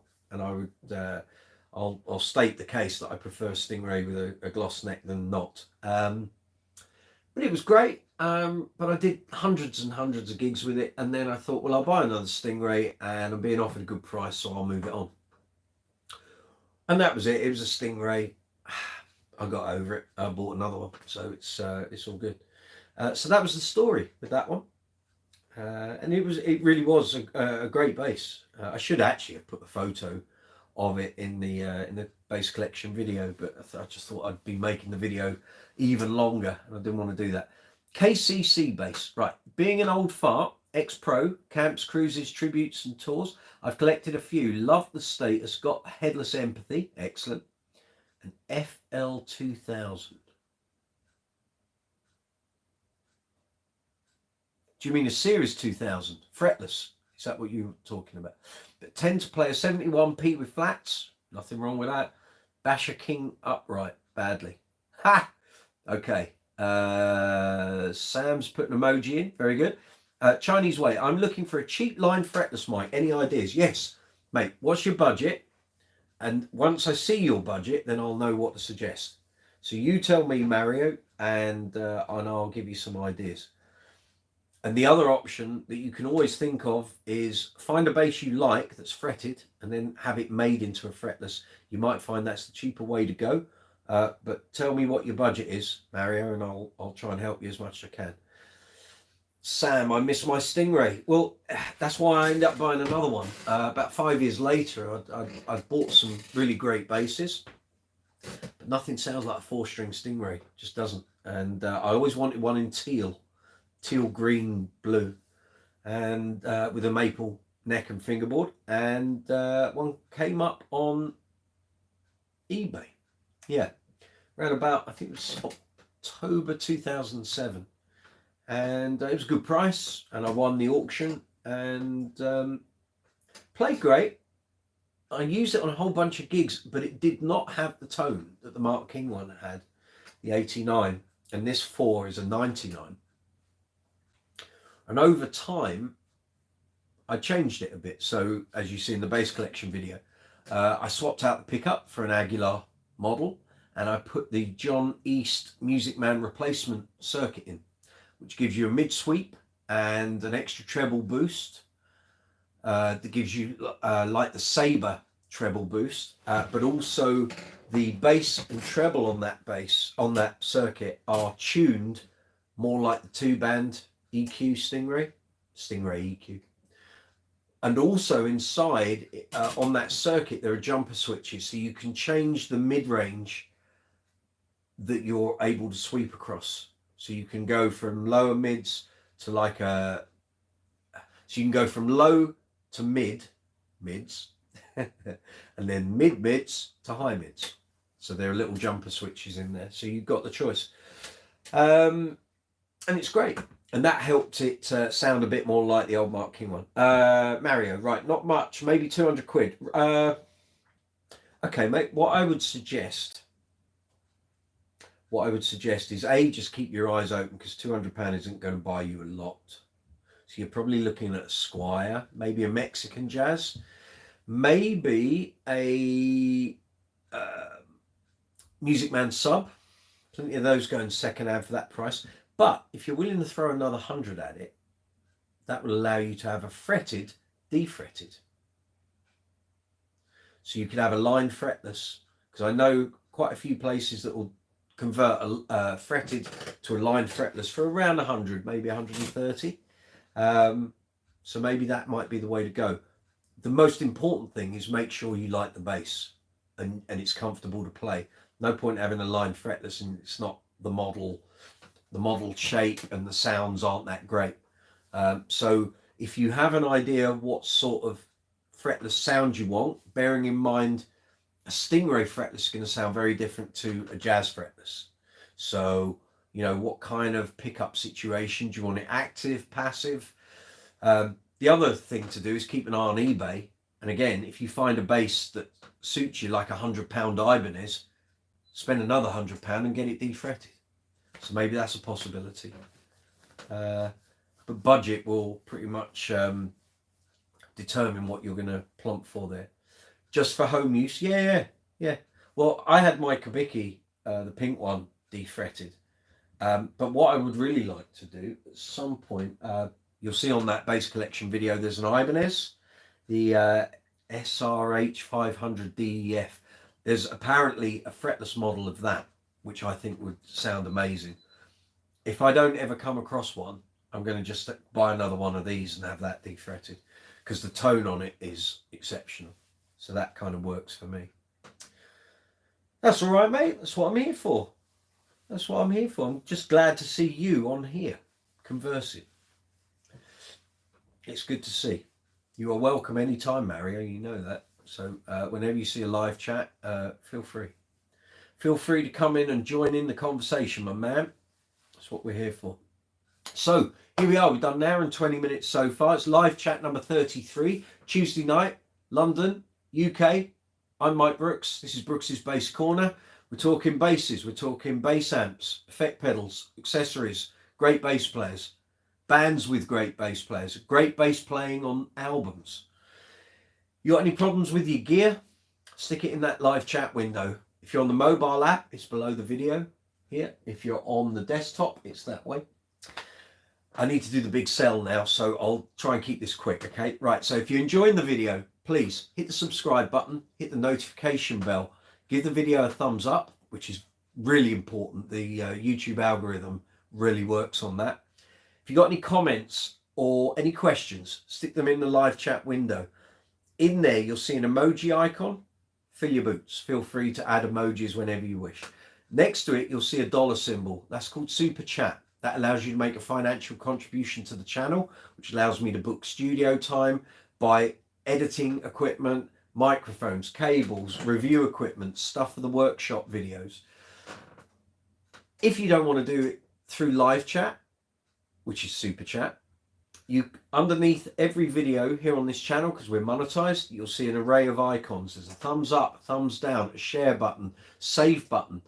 You'll also see a love heart with a dollar symbol in. That's exactly the same as Super Chat, except it's called Super Thanks, and it allows you to make a financial donation to a channel, whether it's mine or any other channel, at any point while you're watching a video. So if you enjoy a particular video or you enjoy the content that a creator puts up, a nice way to say thank you is to make a small financial donation to the channel. It allows you to keep going. Hopefully from next week, there's going to be merchandise here on the channel. You'll see a shop bar underneath the videos. There'll be t-shirts, hoodies, mouse mats, mugs, bags, all sorts. I'm going to be doing that this weekend. Then we've also got in the description box, although there isn't in the description box at the moment because I haven't put them in, but there are on all the other videos here on the channel, affiliate links. So I'm affiliated to a number of retailers. If you're thinking about buying any bass accessories, CDs, basses, gig bags, pedals, amplifiers, strings, cleaning cloths, maintenance kits, all of that, if you're thinking of buying anything, have a look at my affiliate links. They will take you through to the retailers that I'm affiliated with. If you buy a product and it's on my shop front, I will receive a sale commission that helps the channel to keep going. All of these things are fabulous. If you wish to help in any way, it's all very much appreciated. I see a few messages come. I tried to do that as quick as I could. I'm running out of breath. So a couple of messages come up. Sam, I defretted my Dean 5-string quilted top. How does it sound? What are the pickups in it? Is it a split coil and a single coil? 2 humbuckers? 2 single coils? I don't know. You tell me, Sam. Mario, stupid question, I guess. No. But if I got a fretted bass defretted, how would it sound compared to an actual fretless? Exactly the same, mate. It's how the strings are contacting the fingerboard. But not only is that important, the electronics and pickups make a difference. So if you want to sound like Pino Palladino with his Stingray, that's going to be a very different fretless tone to a Jacko playing a jazz with 2 single coils. So this is what I'm saying. You need to have a think about, do I want a passive fretless or an active fretless? Do I want it with a split coil, single coils, humbucker, mixture of the lot? Fingerboard material. If you go with rosewood, and also the strings you're going to use, right? So if you're going to use round wounds, then you're looking at steels or nickels. Nickels will be slightly softer, slightly duller. They're not bright for as long. Steels will be brighter for longer, but they'll chew your fingerboard up. Nickels less so. You've then got half wounds or pressure wounds, which is a compromise between flats and rounds. I get good tones with those on my acoustic basses. Then you've got flat wounds. So with flat wounds, you'll get minimal fingerboard wear compared to the other strings, but you're compromising the tone. So you need to take all these different elements. With fretless, what is the sound? Are you after a particular sound that you've heard, or are you looking to experiment with what's possible? Okay, passive jazz, right, okay. So we're talking Jacko territory, right? So 2 single coils. Then it's a case, well, at 200 quid, you're probably not going to get a bass with an ebony fingerboard. You're just not. So you're looking probably at rosewood or maple. Go for rosewood. And what happens is over time, if you start to chew away the wood, you can just have the fingerboard skimmed. It's like 40 quid, 50 quid, I think. Gallery is the best place to get that done. So really, you're looking for a cheap passive jazz. If it's fretted, chuck another 130 quid at it to have it defretted. You may find somewhere will do it for less, or you can try and do it yourself. There's plenty of videos on how to do it. Basically, you heat the frets up, you kind of take them out from the edge, and as they raise up, you can then remove them. But what you get sometimes is the tang of the fret might take some of the fingerboard material out. Let someone else do it unless you're happy doing it. Right, messages are flying in thick and fast here. Right, let me catch up. And while I'm catching up, and have a quick drink, excuse me. I've been talking for an hour and a half. Right, let's see here. Graham Potts, how are you finding your Aguilar rig compared to the EBS? I love it. Totally different setups. Okay, so I was with EBS from 2002 till 2018. Totally different sound. I love my Fafner amps, and I had an HD 350 as well. Love that amp as well. Love the EBS cabinets. I've got Pro lines and Neos, so I did the whole thing. Got 2 Fafners, as you can see. I visited Aguilar in New York in 2014, which was for some interviews that were in Bass Guitar magazine. At the time, they had stuck a toe in the water with regard to Neo cabs, and then decided it wasn't the sound they wanted and it wasn't cost effective. They asked me, why aren't you using our gear? I said, well, I'm using EBS stuff. And at the time, I had just bought a Mesa Boogie Strategy 888 full of tubes. I'd reviewed it, absolutely loved it. Thought, wow, that's a sound that I don't have. Bought that, and then a couple of months later went to Aguilar, and they said, well, why don't you have a DB751? I said, well, A, I don't need another amp, and I can't afford to put another couple of £1,000 down on an amp when I've already got all of this. Then we got talking about cabinets, and they were going, oh, what do you use? And I said, at the moment, at that time, I was using EBS Neo 212 and an extra 210 if the gigs needed it. They said, oh, right, well, yeah. And we were talking about Neo cabs, and I said, why aren't you doing them? You know, everyone's doing them. You kind of need to do them. And they were trying to make sure they got the right cabinet, the right sound, the right weight. And I was trying to have a conversation with the 2 Daves, Dave Avenius and Dave Boonshoft, about how the cabs I was using were perfect for what I was doing. So at that time, I was in a covers band that was very busy. We would do lots of regular gigs in London, lots of functions. I wanted Neo gear. I didn't want heavy stuff. Back was giving me jip anyway. And I said, look, I need everything to be one visit. So literally, I get out the car, I fill a trolley with my gear, I wheel it down to the gig. That's it. I don't want numerous trips. They were going, oh, well, 2 112s will be fine. No, I want a 212 cabinet, Neo, and a 210. That's what I like. At the time, they didn't have a 212. The 210 was on its way, though it still took a while for that to happen. But the 212s were what I said, as a base component of my amp setup, I need a Neo 212. They said, well, we don't do that. I said, no, exactly. I said, but, oh, well, look, let me know when you do that. And Dave Boonshoft, on this interview audio, I remember him saying, Dave, make a note. When we get a Neo 212, contact Mike Brooks. I was like, okay, yeah, great. So anyway, they then had a chat with me about, look, if you came over to us, we would provide support when you do gigs abroad, and you wouldn't, because I was complaining about one of the gigs I did abroad where the amplification was dreadful, and I used to take amps with me. I took the Gens, Bens and the GK on individual trips, and they said, well, look, if you came over to us, we'll provide all your backline and amplification when you're on these trips. You haven't even got to think about it. You let us know the dates, we'll get our local supplier to bring the stuff in, it stays there, and then you'll come pick it up when you go. I was like, great, okay, yeah, I'd be up for that. So anyway, time went on, my situation changed with the bands I was in, and then I got a message from David Venius. I think it was on New Year's Eve 2017 going into 2018. He sent me a picture of the SL212. He said, I've got a little something for you. I said, yes, you have, haven't you? He said, yeah. Does that change your mind? I said, certainly does. And at the time, sadly, I was getting a lot of grief with my Fafner amps. I kept getting them repaired, and they kept having the same problem. They've still got the same problem. It was a different distributor back then. And I will be paying the UK distributor for EBS a visit at some point this year when I get down to the West Country, because I'd like these amps looked at and fixed if possible.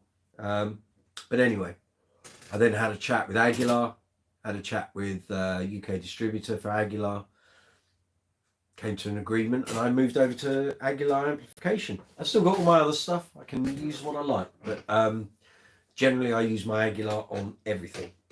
So that's my thoughts, Graham, on that. But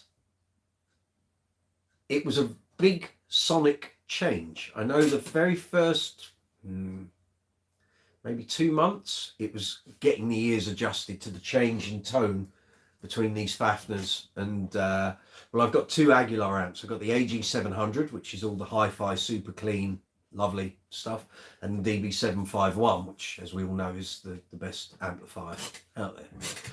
And it's both of those two amps are very different in how they sound, but the Aguilar sound compared to the EBS sound, again, two very different things.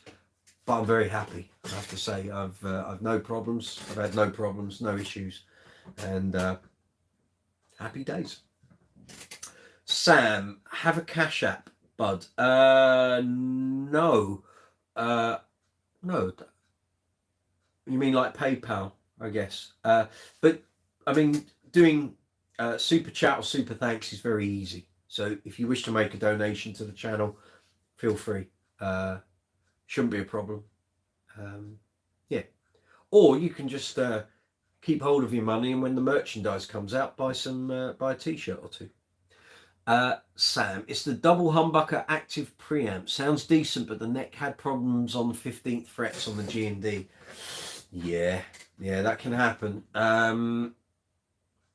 Again, this is why I would, going back to Mario's thing, I would not defret a fretted neck yourself. I'd let store like the Gallery or a Luthier do it. Because if you don't know what you're doing and you've never done it before, it can be a right old mess. So yeah. Your problems on the 15th frets, is that because the fingerboard's lumpy, or is the neck twisted, Sam? It's great to practice and get some strength in the fingers. Yes, indeed, quite. I've set myself the goal this year of really getting my fretless playing together. I've never done it because I got the bass defretted thinking I need a fretless in the collection. No one ever asked for it. No one wants that sound generally. But 2 years ago, while we were in lockdown, I bought a couple of books on fretless playing. I will get stuck into that this year. Mario, thanks, Mike. I've learned more in the last 10 minutes than I've ever known about this. Mate, anytime. That's what we're here for. That's what the channel's all about. If I can help or offer experience or advice, that's what I'm here for. Maybe call you soon, mate. You got my number. Give us a shout anytime. You know, no worries. Anytime you want a natter, Mario, give me a call. So yeah, so there we go. This is quite riveting chat tonight. Well done, guys and girls. Very impressed. Thank you very much. So This is live chat number 33. This is Brooks's Bass Corner. I'm Mike Brooks. Thank you for attending. Very much appreciated. If you've never attended the channel or been on one of our live chats, you are more than welcome. It's a bass channel. We're talking bass guitars, bass amps, bass effects, bass accessories, great bass players, bands with great bass players, albums that have great bass lines all over them. Anything to do with bass. You want to talk about it? Comment about anything here on the channel, stick it in the live chat window. As soon as I see the message pop up, I'll respond to it. If I can offer you any advice, any help regarding basses, bass playing, being a beginner and starting from scratch, maybe you've been playing for a number of years and you've hit a bit of a plateau, maybe you're a seasoned expert professional, you might be able to teach me a few things. I'm always up for learning new stuff, so it's all good. Sam, the problem was there before I defretted. The bass was a donation, but I got into wanting to buy one, then realised I could experiment. Quite. Well, this is the thing with fretless playing, is that sometimes it seems more desirable. Stacey, thank you very much for the super chat. $4.99. Thank you. Very much appreciated. She's always donating to the channel. It's fabulous. Thank you. Thank you. Yeah, the thing with fretless is that it can seem more desirable than it is when you actually start to do it, because the learning curve is quite different.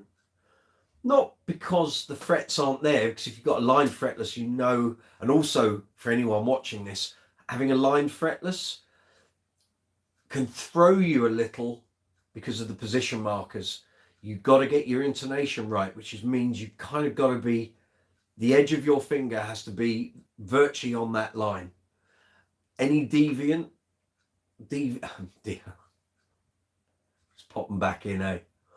Any deviation in position is going to affect your intonation. So where a position marker might be in the middle, you actually need to hit that line.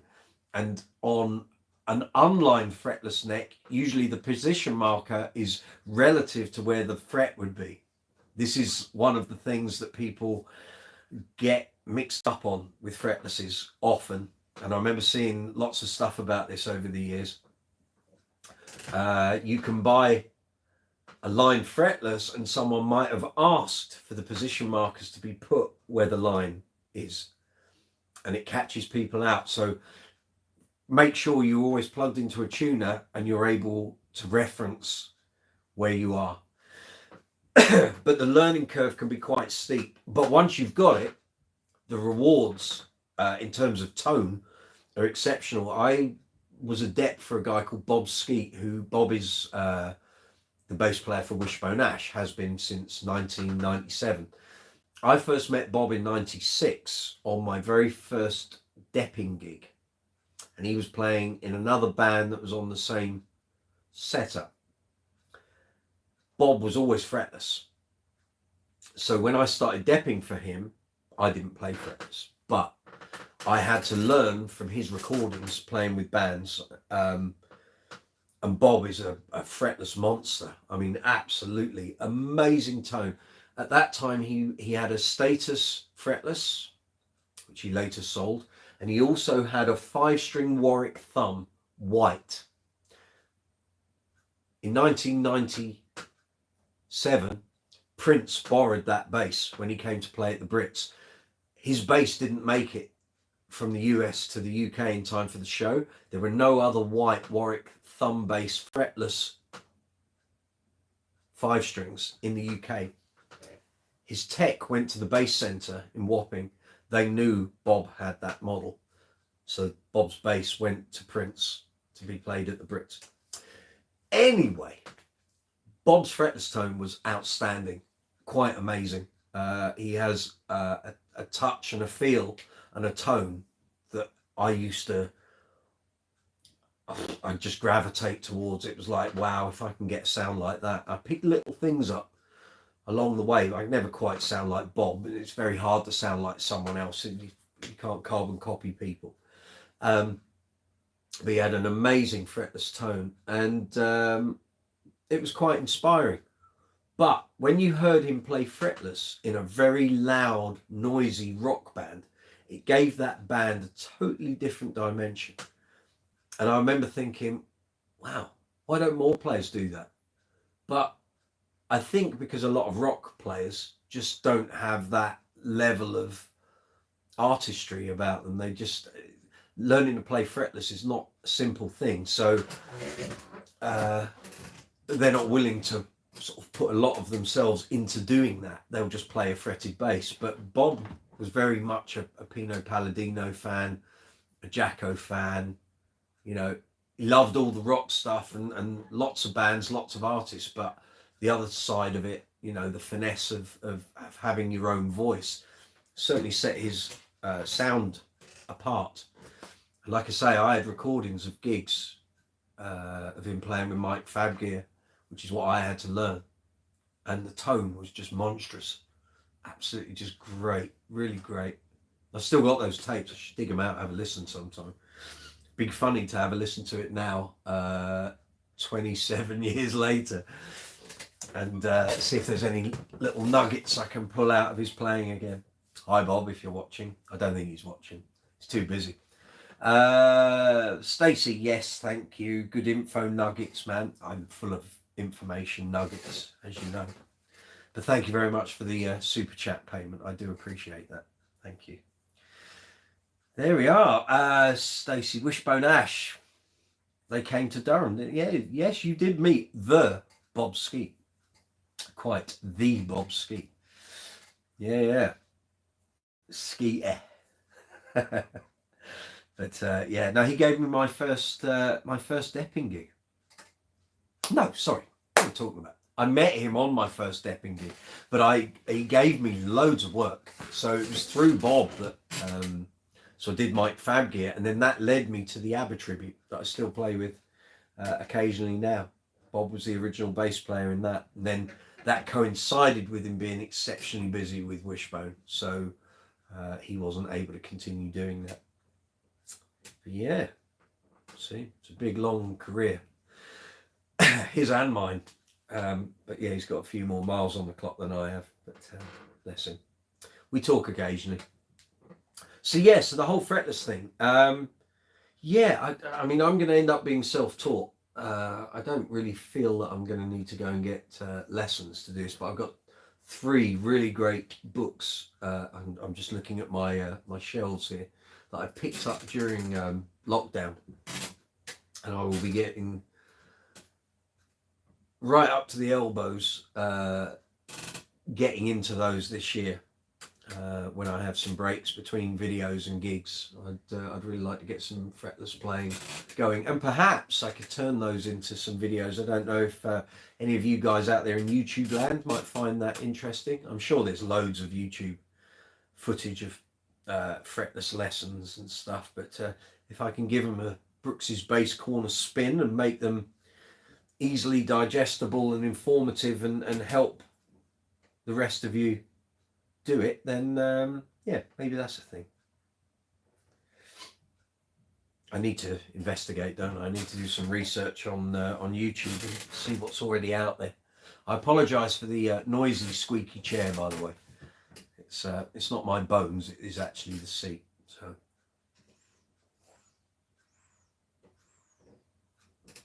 All these connections, Stacey. Well, the people I know. Actually, something very nice happened last week. So when I put the bass collection video up, later that day I had a message from Nathan East. The Nathan East. And we were having a little chat. And I said, if you can find it in your day, because he's an exceptionally busy chap, I've just put a new video up. Now, he likes bass porn. You know, he loves looking at basses. We often talk about things we've both got in our collections. And I said, I've just put this video up. Now, I'm sure you'll enjoy watching it. But if by any chance you could see it in your day to share it on your social media, I'd be really appreciative of that. And he did. He shared it on his Facebook page. I don't know how many views it accrued because of that, but everything helps. So thank you, Nathan, if you're watching. I don't think he is, but you never know. You never know. But he is a subscriber to the channel. And if you're watching this video, whether you're watching it now on the live chat or you're watching it after the event. If you don't subscribe to the channel, that's entirely up to you. But if you would care to subscribe to the channel, I'd really appreciate it. Not only will you be getting some fabulous bass content, but you'll also get notified when I post up new things, when I'm putting up competitions, interviews, reviews, demos, live chats, of course. And there's some great content coming up. So if you hit that subscribe button, you will get all of those notifications. And I have to say thank you to all the new subscribers since last Tuesday. Last Tuesday's videos just changed everything.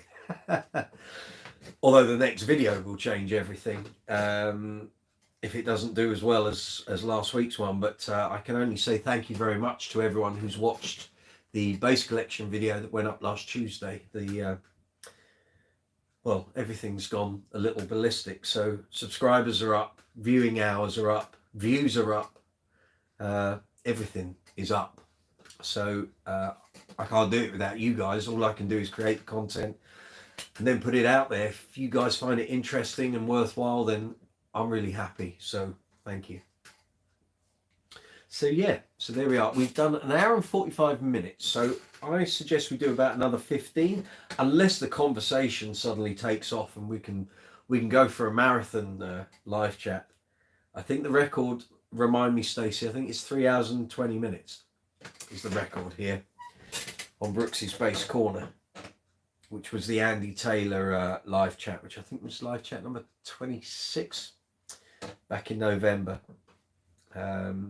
So yeah, but we'll do another 15 minutes, unless, as I say, the live chat window just sort of flies into action. But so if you got any questions, any comments, any videos you might have seen here on the channel, if there's anything you want to ask about any of the interviews, any of the reviews, any of the demos. We've got NAMM coming up in April. There's going to be 2 NAMM shows this year, one in April, one in the autumn, I think. And then everything will revert back to the January Super Show from next year. There's loads of new gear coming out. What are you looking forward to? Talk to me, people. Tell me. And in fact, this is only the 3rd live chat since Christmas. A lot of you wouldn't have been on the other live chats. Did you get any bass-related presents for Christmas? Are you looking to spend money or vouchers that you got at Christmas on new bass gear? What are you looking at? Tell me. Let's know. What's trending? What are people looking forward to? Hey, TK Otmuk. Hope you're well. You were on the live chat 2 weeks ago, I think. Always fun to hear the stories attached to each instrument from a fellow bass player. Thank you. I hope you enjoyed the video. Did anything in that bass collection video catch your eye? There were 33 basses. Generally, most people who've watched that video have said, that one really stood out. I'm waiting for Rob Green to come out with his remastered thing he's working on, aren't we all? That's going to be very interesting. Stacey, yes, that's it. 3 hours, 20 minutes. Yeah. Yes, the remastered thing from Status, I'm guessing it's going to be looking at his famous creations, I guess. Will be interesting. Will be interesting. The only thing is, as we all know, anything coming out of Rob's Status stable now is going to have a very, very high price tag attached to it. I think a lot of people might be waiting for these to come out and either will be very shocked at what the price tag will be, or they won't be quite, or the flip side, people will be saving for them and they will have high price tags, and when they go on the second-hand market, they will have even higher price tag. Yeah, it will be expensive. Certainly will. Certainly will. It won't, probably not too dissimilar to the 40th anniversary stuff that came out. 7,000. I don't know. Let's see what he comes out with first. The thing is, there will be a market.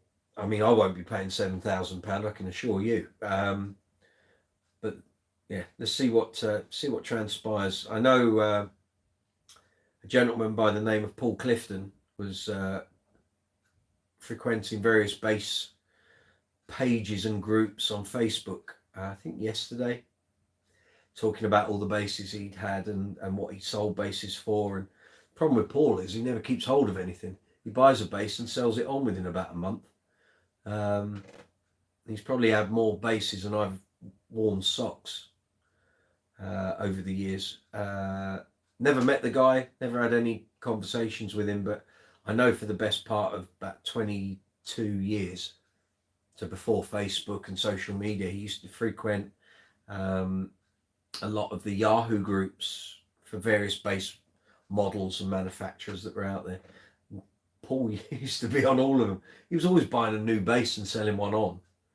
And now he looks back and probably realizes he sold a lot of basses way too cheaply. But I was having this chat with someone the other day, and you know, the mid to late 90s would have been the time, if you'd had a crystal ball, to invest as much money as you could in bass exotica, because you would have picked up Wowls for like £500-600, JDs for £600-700. I bought a JD for £275 in 1998. You know, Alembics were cheap then, Statuses were relatively cheap. Now you look at the price, this was always going to happen. The you know, Kubickis was when Phil passed away, those were going to go up in price, and now all the British bass exotica, you know, JD, GB, Status, Wow, all of those things, as the manufacturers pass away, all of those instruments are going to go up in price. So yeah, it's coming, sadly, unless those operations continue. So like with Wow, you know, Paul Waller has kept that flag flying, and now look how they do. Crazy, crazy prices. So yeah, those were the days. I still have an invoice from Alembic for my first bass I ordered, $3,000. Crazy money. For a Mark King Deluxe with Cocobolo top and back. Exactly. Mario, why are early 80s wow basses so expensive now? One word, Tool. And no, I'm not being rude to you. It's the band Tool. Justin Chancellor. So Tool kind of became quite big sort of in the early 2000s, I think. They're not one of my kind of bands, so I don't take a huge interest in them. But basically, there's a whole brigade of musicians and bass players who hold Justin Chancellor aloft as a great bass player. And he is, and he's a lovely guy. I met him at the Warwick Bass Camp about 6-7 years ago. But he only uses Wow basses, as far as I'm aware. And people want that tone, and they're only going to get it with a Wow bass. And that's why Wows went through the roof. I turned down a Mark II 5-string for 950 quid in 2001. Biggest mistake. Bass playing mistake. Should have bought it. Could have stuck it in its case. I could sell it now probably for about £12,000. Crazy. So that, Mario, in a nutshell, is why Wows are so expensive. It's Justin Chancellor and Tool. There's the Geddy Lee thing as well. Rush fans, but it's Tool. Pretty much, because, and also the fact that Wow don't produce many basses, as Kubicki didn't, Status didn't, you know, all these smaller manufacturers compared to Fender, Ibanez, Yamaha, Aria, the big, you know, production line basses. The hand built things are far more limited. So when there's a smaller supply, the price can go up. Sellers can dictate those prices, and Wows are limited in number. And for a number of years, between the crossover of Paul Stevens passing away and Paul Waller, was it Paul Stevens? Something tells me I've got that wrong. Pete Stevens, thank you. Between Pete passing away, I know I'm live, I just got a thing crop up on the screen saying I'm live. If I say idiot again, does that come up again? What an idiot. No, it doesn't. I just got a thing come up on my camera saying you're live. Yeah, I know I'm live. There was a period of time between Pete Stevens passing away and Paul Waller taking Wow on. So there was that vacuum. And then their order book, people want them, and certainly fans of Justin Chancellor want wows. They'll spend big money to get it. So that just pushes the price up and up and up. KCC bass, right, sold my 84 wow for 650 quid, jeepers, and used it for the 1075 I needed for my empathy. Okay, fair enough. No regrets. Also had brass hardware redone by Rob for 120 on my fretless Series 2000. Forget about the old Fenders that I went through. My uncle had a 61 Precision and a 62 Jazz, and I think he sold them. Let me get this right. When did I speak to him about that? Must have been 88, 89, 1988, 89, but he sold them in the early to mid 80s for 100 quid each.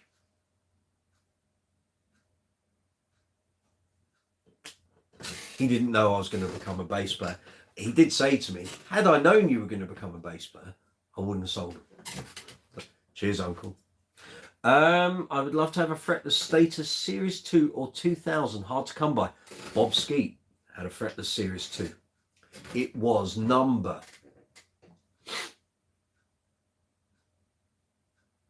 It was either 184 or 116, and it had a zero coat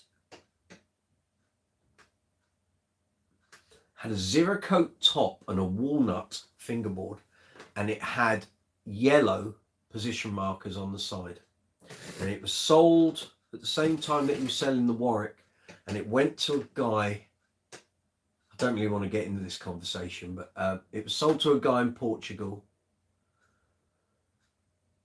and he was sent videos and photos of this bass top to bottom. He then arranged for a friend of his in London to take possession of the bass and ship it to him. And when it was handed over to the friend, and I went there, and the guy knew what he was doing, knew what it looked like. Yeah, everything's perfect, everything's great. The bass went to the guy in Portugal, and either something had happened in transit, or he had cold feet, and he went absolutely nuts. Oh, I'm not having this bass, I'm sending it back. This is wrong, and that's wrong, and And he went off on one, and I think both Bob and I said, we can either ignore the guy, or Bob can have a conversation with him about it. But everything was done above board. We couldn't have gone to any more nth degree. And the guy was just absolutely nuts, crackers. I can't remember his name. Actually, yes, I can, but I won't say what it in case he watches this. But I hope you kept that bass, because there was absolutely nothing wrong with it. You're an idiot. Okay, let's see. So never sold a bass since. KCC bass. Never sold a bass since. Got a few now. My retirement, I think. Exactly. Senior years. We're getting that way, aren't we? This is the thing. A lot of these things that we bought for not huge amounts of money are now becoming collectible. Here we go. Mario, I had a Status Series 2 early on. Serial number 36. You should have kept that, you dope. Sold to the gallery for 350 quid. Goodness me, man. That's shocking. Yeah, big mistake, that one. Yeah. Series 2, 36. That's worth loads just because of the low serial number. Goodness me. You have number 74, TKOTMK. You have number 74 and number 166. Nice one. Yeah, exactly. Number 36. Mario, what were you thinking of, man? Hey. Number 36. Blimey. Well, there were only 16 stratas. So that shows you how low. And I don't know if the Series 2, if the things that came after the strata started at 1, or whether the strata are numbers 1 to 16. But either way, 36 was low, man. Cripes. You probably get about 5 or 6 grand for that now. Mate. that's quite, yeah. 2001s, and I mean, come on, 350 quid. I bought my Series 2000 from Stuart Clayton for 650, and that was in 2002. Yeah, needed money and didn't know anything. This is it. Times have changed, you see. In 2000, 2001, 2002, all of the things that are now worth a fortune, they weren't.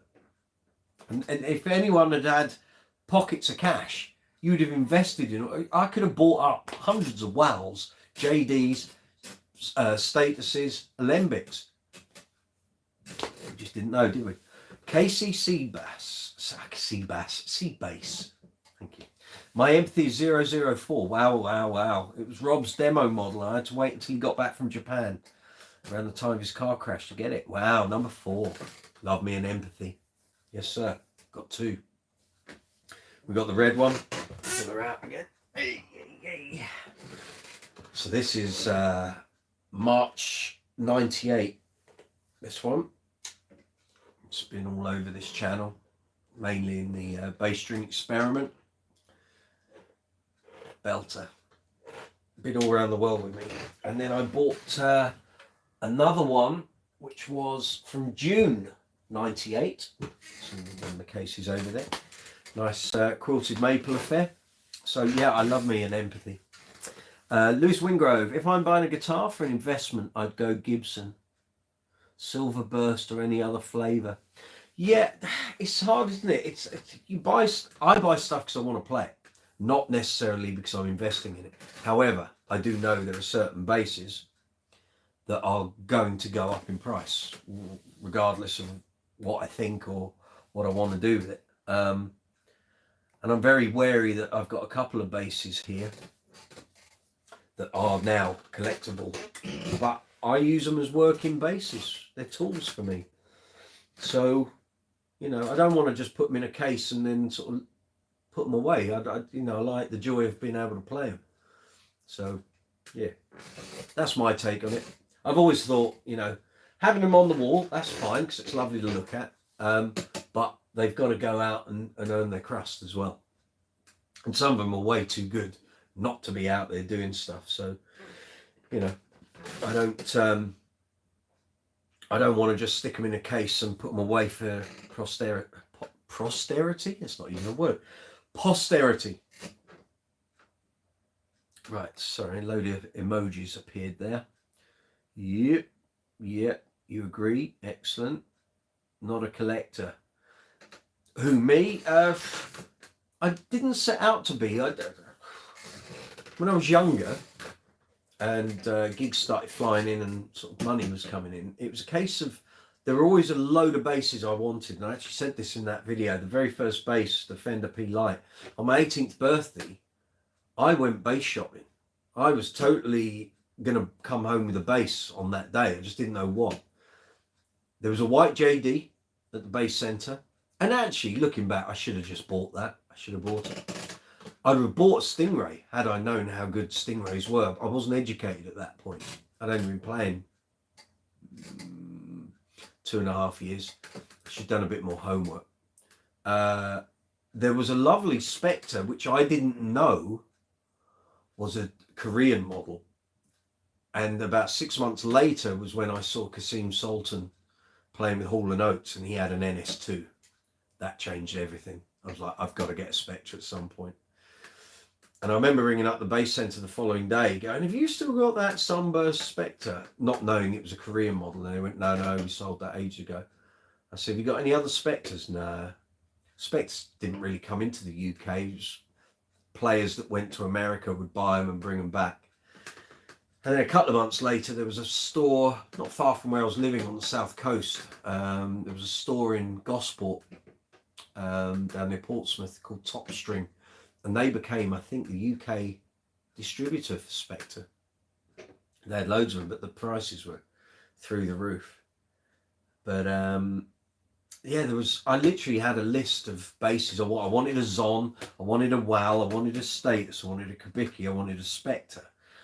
I wanted an old Precision, I wanted an old Jazz. I hadn't really got onto the Stingray thing at that point. Yamaha Attitudes weren't even really out then. I wanted an Aria Super Bass. I wanted an Alembic. So they were all things that sort of came as the career carried on and money was coming in from gigs and stuff, I started to build the collection. But it wasn't necessarily to be a collector, it was just I wanted those sounds. And for a while I contemplated, around about 2002, 2003, 2004, I nearly went down the Roland V-Bass route. So I was so ensconced in my Mark King Stingray as my main bass, I was going to install the V-Bass pickup on it and then have access to all those other bass sounds that it could do. That time Line 6 hadn't really sort of kicked in, and all the modelling stuff wasn't really there, so the V-Bass was the way to do it. So you wanted a precision while you're playing a Stingray, this was the thing to have. In the end I didn't go down that route. I thought, well, if you really want those sounds and those tones, you might as well just buy the bass. And you're not going to lose money on something that's good. So if you want a 60s precision, or you want a 70s precision, or a 72 jazz, or a Rickenbacker, or just go and buy the basses. So that's kind of what initiated buying up the things that I needed for each project, recording, gigs, bands, and here we are. But like I say, there's 33 now, and 14 have come and gone, so 47 in total. Maybe pedals, I'm on my 28th. What, your 28th bass or your 28th pedal? Sorry, Lewis. They don't make many bass guitars that I really want. I love to modify players' grade instruments. That's okay, it's cool. See, I know the sounds I want. I know the sounds I've heard. And in an ideal world, years ago, you could go to a number of bass stores in London and you could check out everything you wanted because it was all there. As the stores have gone and disappeared, that's become a whole lot harder. So, you know, my thing was always, well, if I want a bass or a particular model, I need to go and find as many examples of that in one day, try them, and then go and buy the best one. So when I was trying to find a Series 2000, a Status Series 2000, I ended up with 5 at one point. Like 5 of them in my house. And they all sounded completely different from each other. And it was like, right, well, I don't need to keep all 5. So I'm going to pick the one that sounds the best to me. So the one that I'd bought from Stuart Clayton was the one that I've kept. The others all went, looking back, I should have kept them, shouldn't I? But they all went towards other things. So that was fine. I can live with that decision. They were all in various levels of condition. So I probably didn't lose out too much. Some of them probably needed good sort of refinishing. But there we go. But yeah, so being able to now go out and find 5 Aria Super basses in a day, it's just not possible. You know, a lot of the stores in London just carry the same brands, the same lines. We don't have the bass centre. We have the gallery, which is fabulous. And we have Bass Direct up in Rugby. And then we've got all the PMTs and guitars. But again, if you want something that's a little off the beaten track, going to find multiple examples of that bass can be very hard. You know, and even like eBay is not the place for selling basses that it once was. You could go on there and find maybe 10 really top-notch sort of boutique basses, and if you could get the locations right, you could probably drive around and see most of them across a weekend and then pick. But a lot of the good stuff doesn't even go on eBay anymore, you know. So it's a different thing. It's a different thing. Times change. The means of buying stuff and researching stuff has all changed. Lewis, pedal board is huge for your bass. Okay, bass guitar in America is a small wall of poor examples in every guitar store. I've heard that. I've heard that. It's the same for us as it is for you. You know, the chains of stores that sell guitars and basses, they stick to the tried and trusted. You know, extensive ranges of Fender and Music Man and Yamaha and Ibanez and not a lot else. I don't have the solution, unfortunately. Wish I did. It used to be very different. So, you know, when we had the bass center, I mean, it was a magical place. I can wax lyrical about that place all night, but because they were the first place in London that became distributors for all the American gear that you just couldn't get hold of. You'd see these things reviewed in magazines and you think, well, where am I going to get one of them from? And invariably the Bass Centre was the distributor. So you could go there. For example, when Warwick's came out, they would have every model that Warwick put out in a variety of finishes, variety of colours, a variety of options. And there was a wall of Warwicks. Turn around the corner and there was a wall of Stingrays. Go round that corner and there'd be a wall of Alembics. And then a load of JDs, and then there'd be a load of Statuses on the other side. And all of the major amplification brands were there as well. So you could try any bass you were interested in across all those different amplifiers. You'd hear all the differences. And it was just a really great experience. It really was. It's a shame it went. It was such a great place. What are we saying there? Sorry, I'm just scrolling through. Lewis, $600 on a guitar is sexy. $1,200 on a bass guitar is ultimate ugly. Yeah, but you know, I don't have a problem spending $1,200 on a bass if it's what I'm after, what I want. But yeah, so to round that up, you know, it was different times back then. But there was so much gear, late 80s, early 90s. I can remember the first time I walked in the Bass Centre, it was like, it really was Aladdin's cave for a 16-year-old who was, I'd only been playing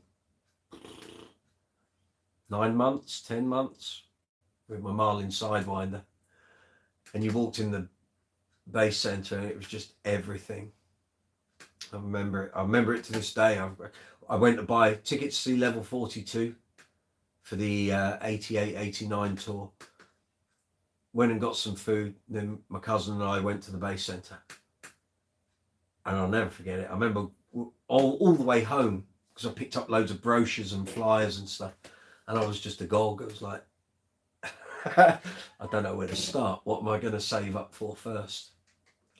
And you were scared, you know, there were great monster players in there. You were scared to pick a bass up and try it, but they encouraged you. It was really good. And, you know, I'm still in touch with quite a few people that work there. And Mr. Morehouse, he doesn't watch these videos. He's busy doing his hair. But Barry and I talk quite regularly. And yeah, it was a golden age. It really was. Sorry, I get all misty-eyed talking about the Bass Centre. It was that good. But the Bass Gallery here in Camden, you know, great guys. I was there on Friday. There'll be a new video up in the next week or so. You'll see some footage from the gallery. And they do a great job. They just need a bigger property. They need a bigger place to be able to... Everything's all crammed in. It does feel like you're in a hobbit's cave when you're in there, like that. You don't want to knock stuff off the walls. I mean, I was in there on Friday and there was a guy buying an £8,000 jazz bass. It's like that. There's some great stuff in there. I mean, it's £12,500 6-string fretless wow, if that's your thing. And then right next to it, I think was a £7,500 5-string wow in black. So, yeah. No, I wasn't splashing the cash. Lewis, goes farther on a guitar. Yeah, I got you. So basically, I'd pay $1,200 for something ugly, unlike the cheap guitar. I know what you're saying, mate. I get it. As bass players, we do get, yeah, we do get done over in that respect. But 'tis what it is. 'Tis what it is.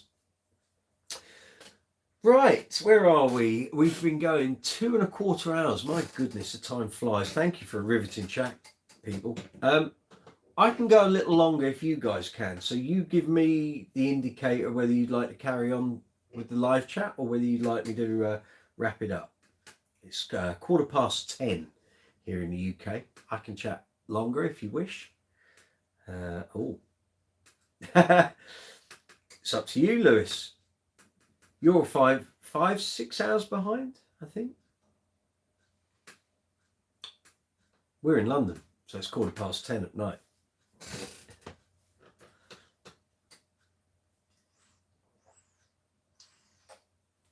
Those dingwalls are looking good.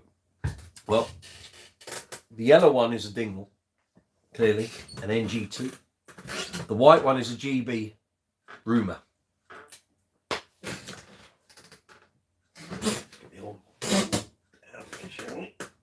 Ferrari yellow, no less. Love this bass. Sounds great, plays great. Oh dear, hello.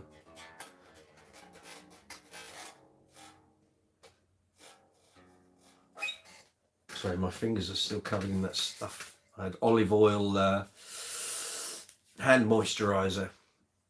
They've gone all greasy.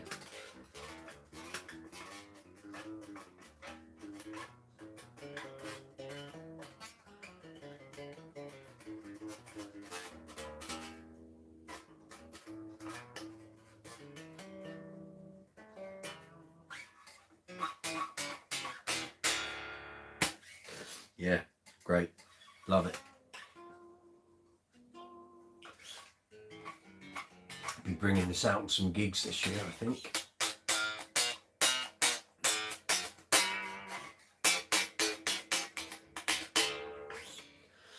Gotta love an NG2. Amazing low B string on these.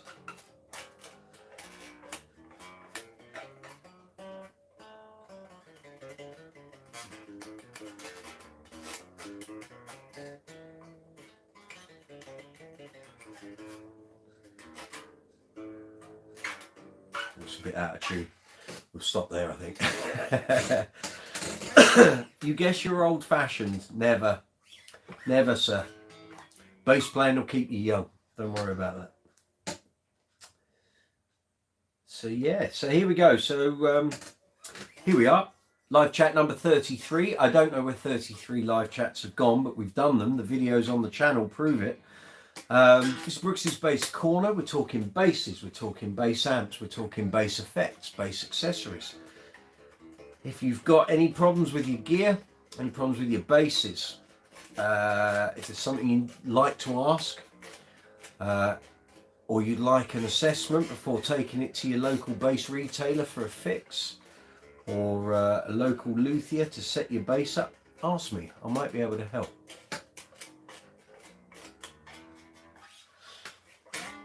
I'll try my best. Now, is it an Ampeg or a Mesa Boogie? There? Mesa Boogie. Strategy 888. Built like a tank. Tons of tubes in it. And it sounds fabulous. But it's really, really heavy. But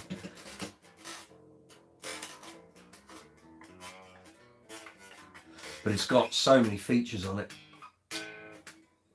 It's a cracker. I had to review one for when it first came out in 2014 for Bass Guitar magazine, and I was absolutely blown away by it, so I bought one. Although the one I had came in a sleeve. This is a rack mounted one. My only hard choice for me. What's that? Ampeg or Mesa Boogie? I still think the Aguilar DB751 is the best amplifier out there. You won't sway me on that.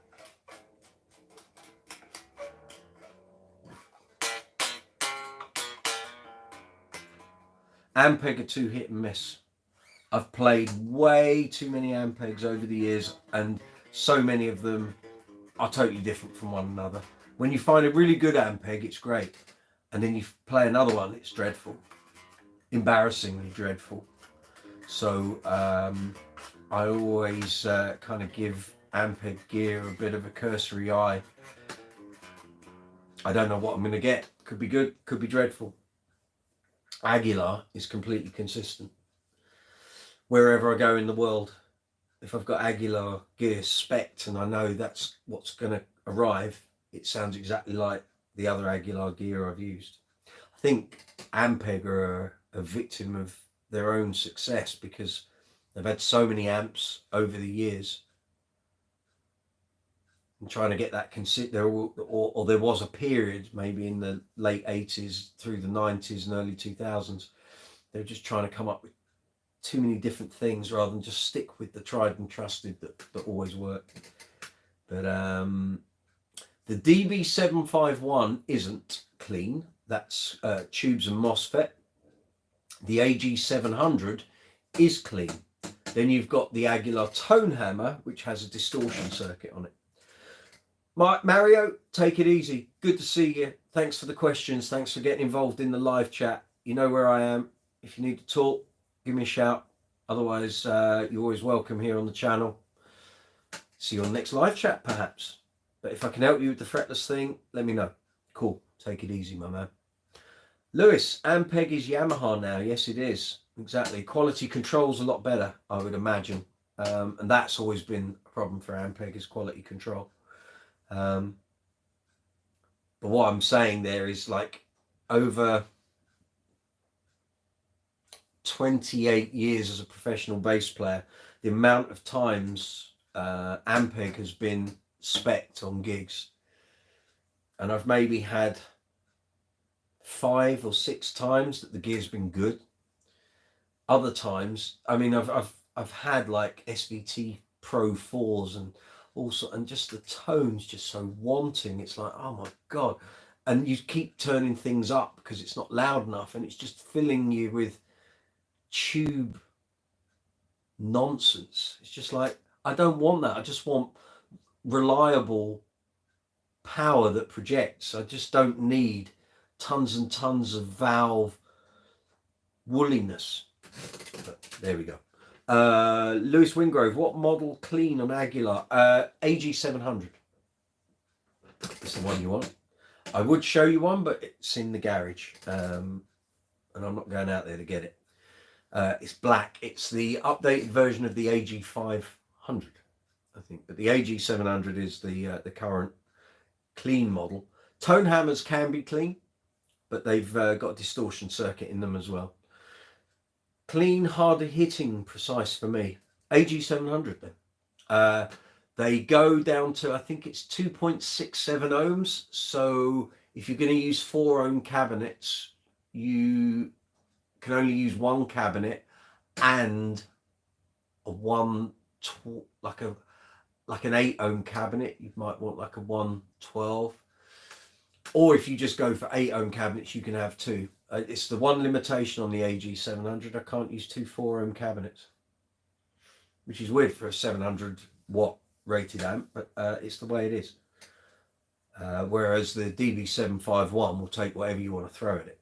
What model cleaner? I'm using pedal for seasoning. Well, I do use my so sometimes I'll have the AG700 and SL212, which is the super light Neo cab, and then I'll have the Aguilar tone hammer on my pedal board, which so basically the tone hammer pedal is the guts of the tone hammer amp without the power section. So I've got the tone hammer circuit with the distortion and bloody blah blah. You can bring that in to the clean part of the AG700, and that works pretty good. I have no problems with that.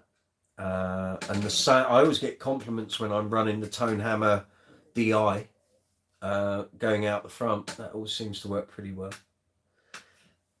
Sound men usually say, wow, what sound? And it's like, it's just the DI out of the preamp pedal, my friend. There's no alchemy going on. It's just that. It's just good gear. Good, reliable, never have any problems.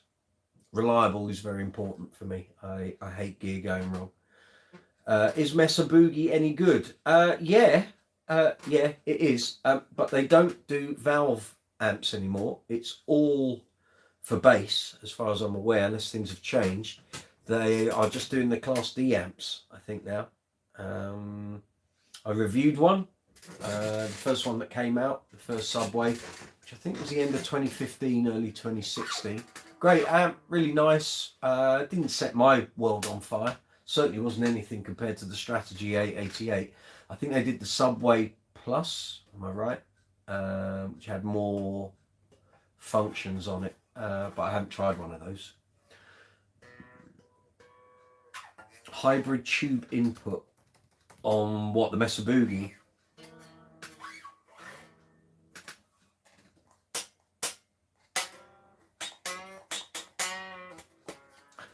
So pound for pound Aguilar. Yeah, you're in the States. You're going to get Aguilar equipment a lot cheaper than we get it here in the UK and in Europe. The exchange rate has absolutely crippled us when it comes to American gear. So anyone in the UK looking at a DB751, you're looking at over £3,000, I think. In America, probably not, probably half that, probably $1,500 or something. But a DB751 is, to my mind, to my ears, the best amp on the planet. But the AG700 means I haven't got to carry a heavy amp, and it's all super clean. And that kind of works for me. So to do a quick plug. So if you're watching the video and you're enjoying it, or you're watching it after the event, you can still get involved in the conversation. Don't worry that the live chat window is gone. You can send comments in the comments section, and I will respond to those when I get a notification that that's happened. So if you're already subscribing to the channel, thank you very much. If you're not subscribed, hit the notification bell so you get notifications when I post up new videos. And please give the video a thumbs up. It really makes a big difference to the algorithm. If it sees positive feedback from you, find people that are watching the videos, if it gets a thumbs up or a comment or any sort of interaction, it's really good for the channel. It makes a big difference. If you want to financially contribute to the channel, you can do so. In the live chat window, you'll see an emoji icon. Feel free to hit those as you wish. There's a dollar symbol. That's called Super Chat. Click on that. It allows you to make a financial contribution to the channel. Another way of doing it is every video on the channel is monetized. Underneath the video, you will see icons. So there's a thumbs up, thumbs down, an arrow for share. There's an icon for save, which allows you to watch a video later. There's then a love heart with a dollar symbol in. That's called Super Thanks. So you click on that on any video here on the channel. Click on Super Thanks. You can donate to the channel as you wish. Not in the description box for this video at this precise minute, but tomorrow when this video is uploaded onto the channel and streamed, I will put in the description box affiliate links. So if you're thinking of any bass related purchases, either a bass, an amp, an effect pedal, accessories, gig bags, strings, maintenance stuff, cleaning cloths, polishes, if you click on the affiliate links, if you go ahead and buy a product through our affiliate links, the channel will get a small commission, which helps to keep the channel going. There is also, got to make sure I get everything in. Super thanks, super chat, affiliate links. There's going to be merchandise from next week. There will be a shop strip underneath each video, which will allow you to buy t-shirts, sweatshirts, hoodies, bags, mouse mats, mugs, tea towels, swimming trunks. I don't know, whatever I decide I'm going to design in the merchandise store. So there'll be merchandise. So if you wish to buy any of the apparel or any of the items, you'll be able to financially contribute to the channel in that way. But that'll be next week. I'm just going to catch up the chat messages. Okay, it's worth the extra money. A DB, you want a DB751, not a 41. DB751 is the tube, heavy tube amp. AG700 is the clean Class D amp. Loose Wingrove, thank God I've purchased a big rig yet. Okay, I'm using an Ampeg Rocket Bass 12 combo. Yeah, cool. I've reviewed one for Bass Guitar Magazine and Bass Player Magazine. Or was it just Bass Player? Now there's a question. Might have just been Bass Player. About a year or two ago. It's okay, but I also think that the Fender Rumble 500 sucked tone-wise. It's a Fender Rumble. Nice to practice with, but not something I'd be gigging with. Damn, I love Fender, but I didn't like that. DB751 AG700, yeah. Or the tone hammers. So the tone hammers come in three flavors: 350 watts, 500 watts, 700, 750. Can't remember off the top of my head, but there's three tone hammers. The only difference being output, power output.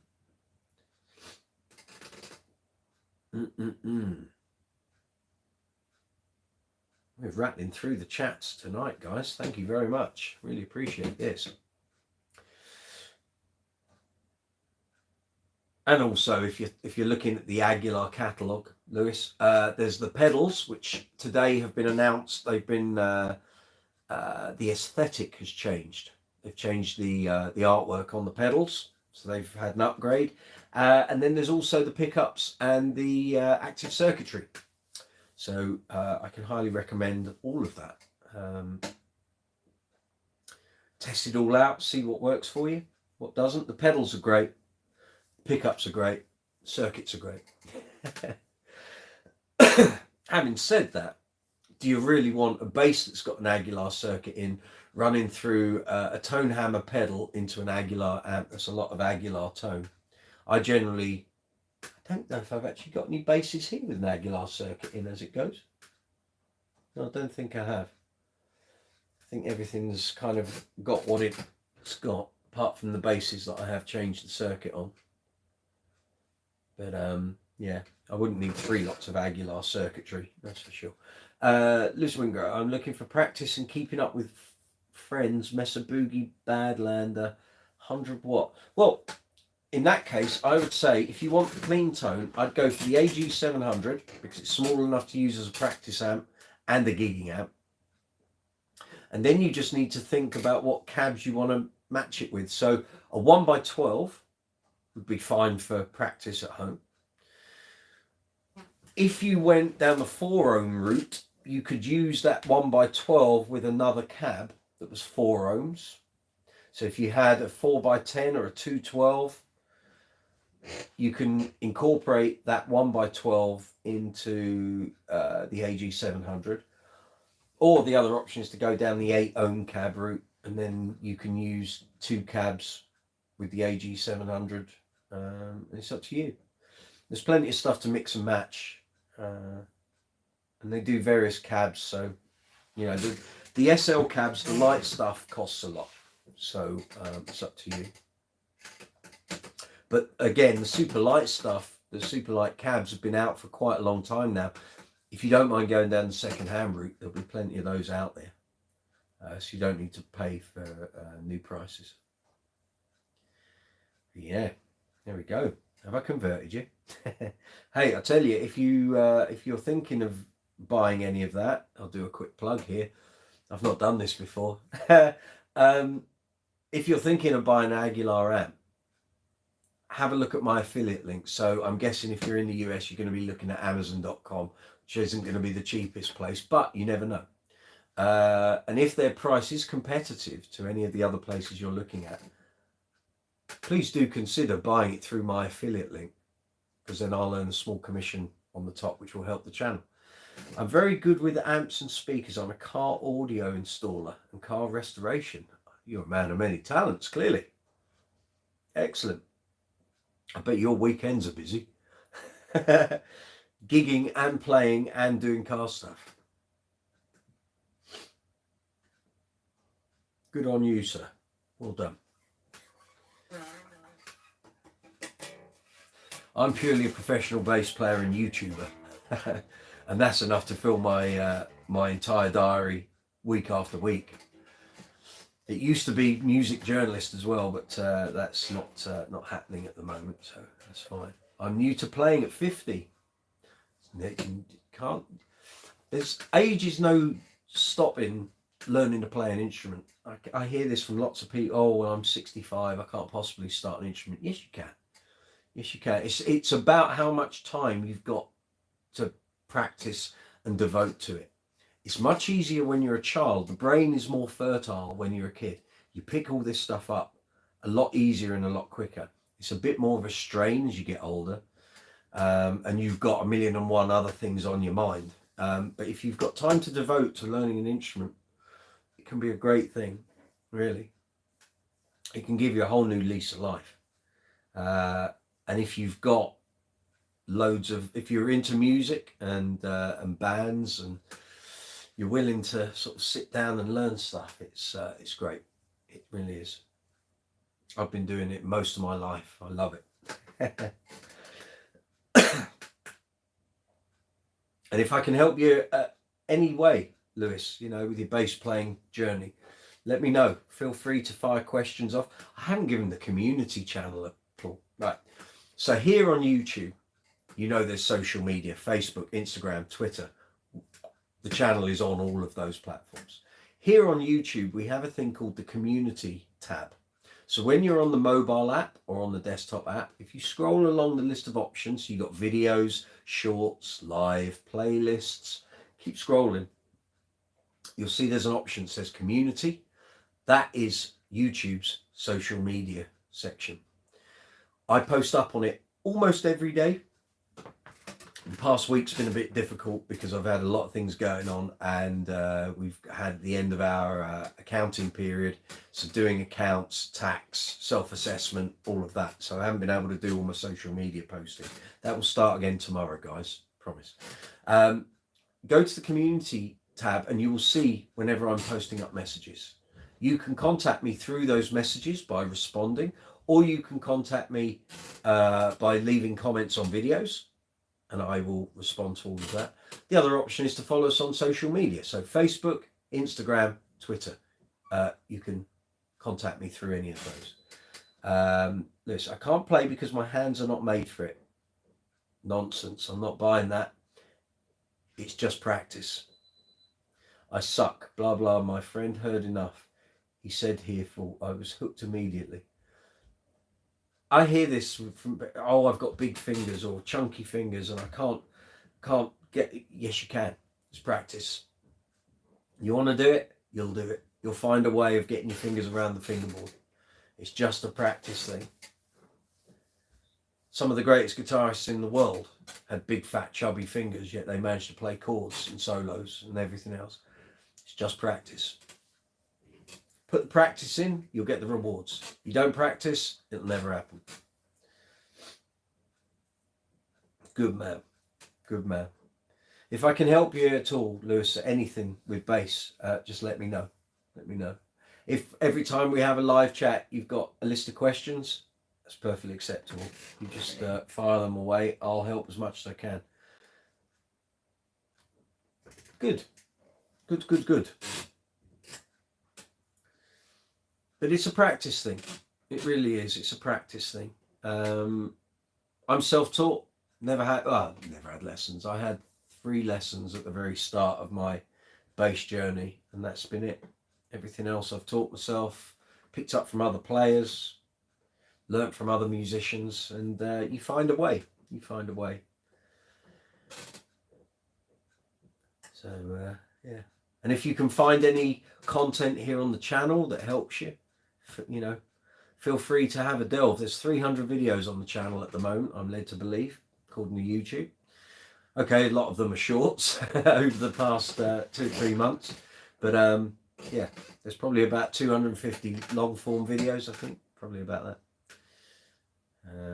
But if any of it is helpful to you, feel free to delve in. Good thing I can teach myself. Exactly. Exactly. Mike is right. It's practice. You tell him, Stacey. That's it.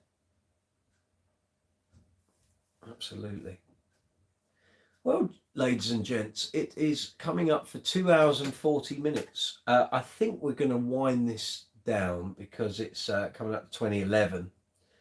2 hours a day is your average. Excellent. Iceman, welcome. I haven't seen you before. Can you give your opinion on a Lakeland 5502 Deluxe versus a Fender Ultra Jazz 5? Yes, let me get my Lakeland out of the rack. So 2 seconds.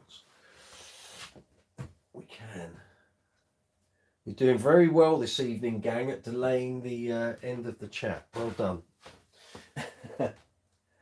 It's fine. That's what we're here for. Okay, I've got a 5502 here. I'm not sure if it's a deluxe. It might be, it might not be. I love this bass. Great value for money. So many sounds. So let me tell you. So you've got the humbucker here can be split into 2 separate coils. You've then got a single coil there. You've got bass, middle and treble. This switch, I'm trying to remember. That dictates how that pickup is switched. So I think it's that way is that coil. That's both. That's the other one. Volume, pickup pan. Right, that's fine. Inside here, if any, well, how can I say? if you watch the bass collection video, which again, I'll put a link. Oh, I can't do it twice, can I? Go on the channel.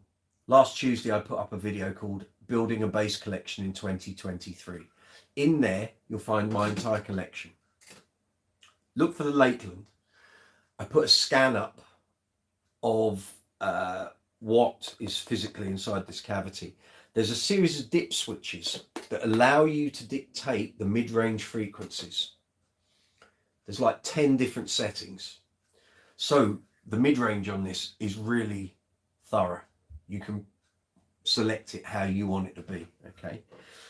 Now, I've not played a Fender Ultra Jazz 5, so I suggest you need to go and play them because they're going to be quite different. The nut width on this is going to be probably slightly more than the Jazz, Ultra Jazz 5, just because Jazzes are notorious for having very slim nut widths. However, the sound you're going to get from this is going to be quite different to a Fender Ultra Jazz. But I would suggest you're going to get far more tones and a variety of tones out of this bass than you will out of a Ultra Jazz. But you need to buy the bass that feels best to you, gives you the sound you want, allows you to play and express yourself the best. You might not get on with this neck. This neck might be too broad. The Fender might be too thin.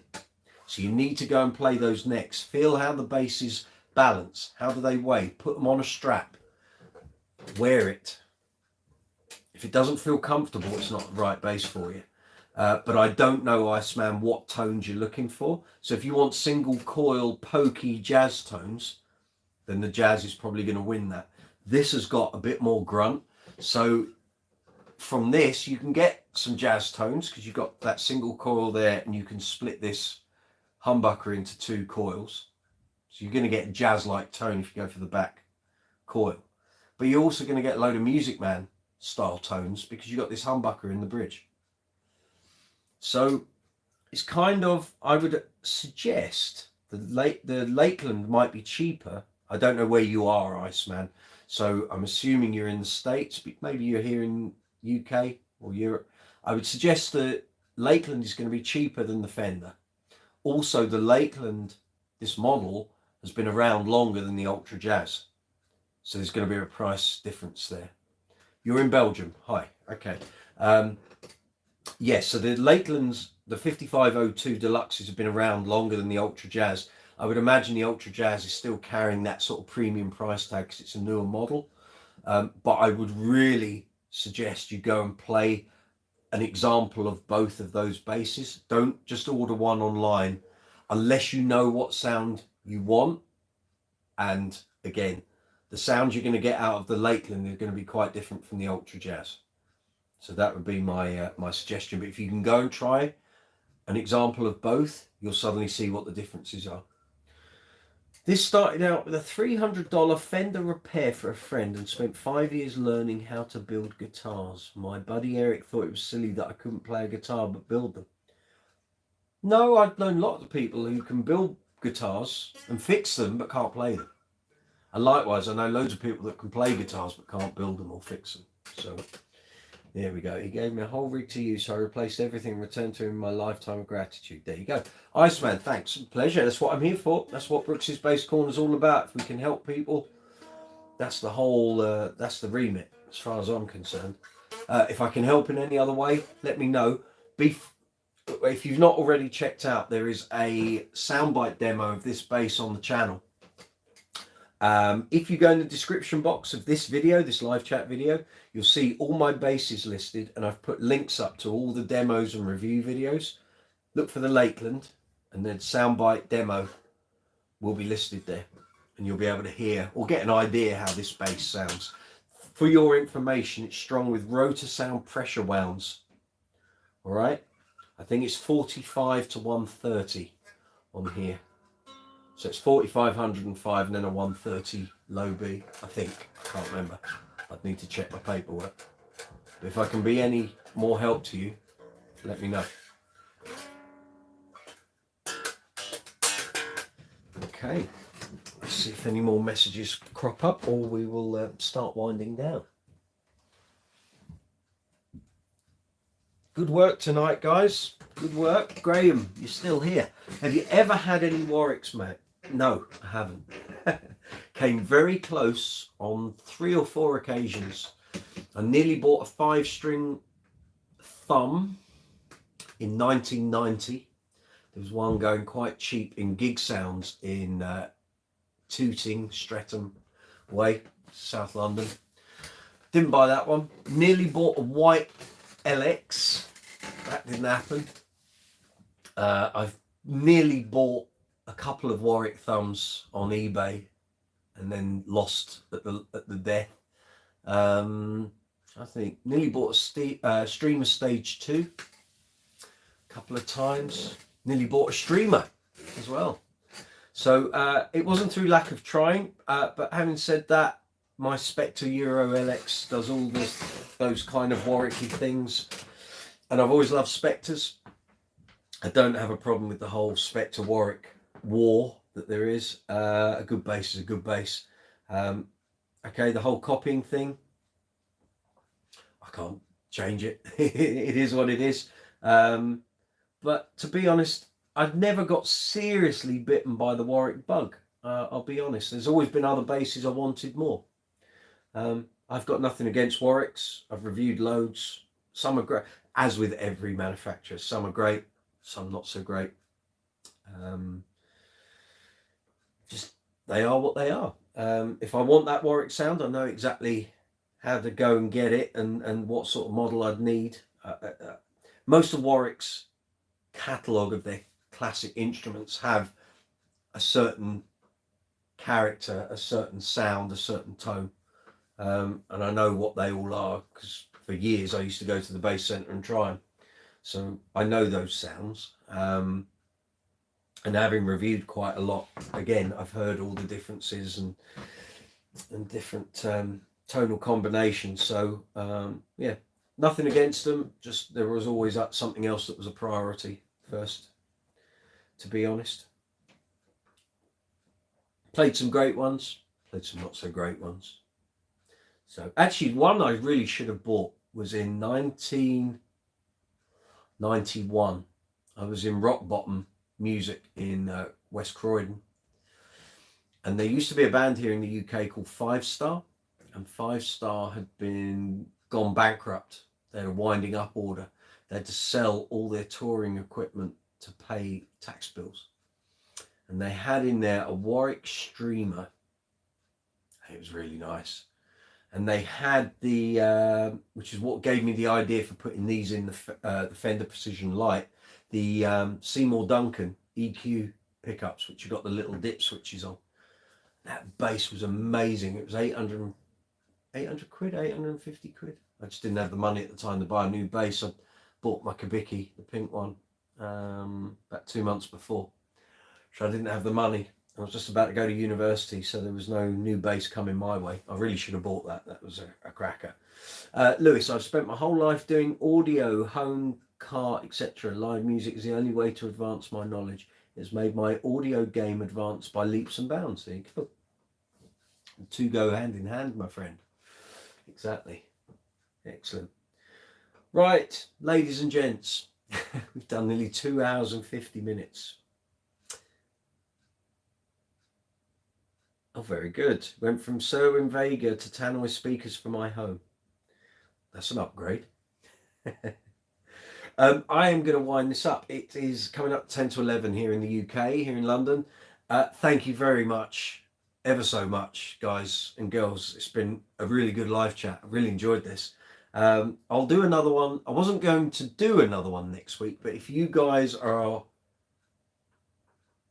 up for doing a live chat next week, I'll book one in and we'll do it again next Tuesday.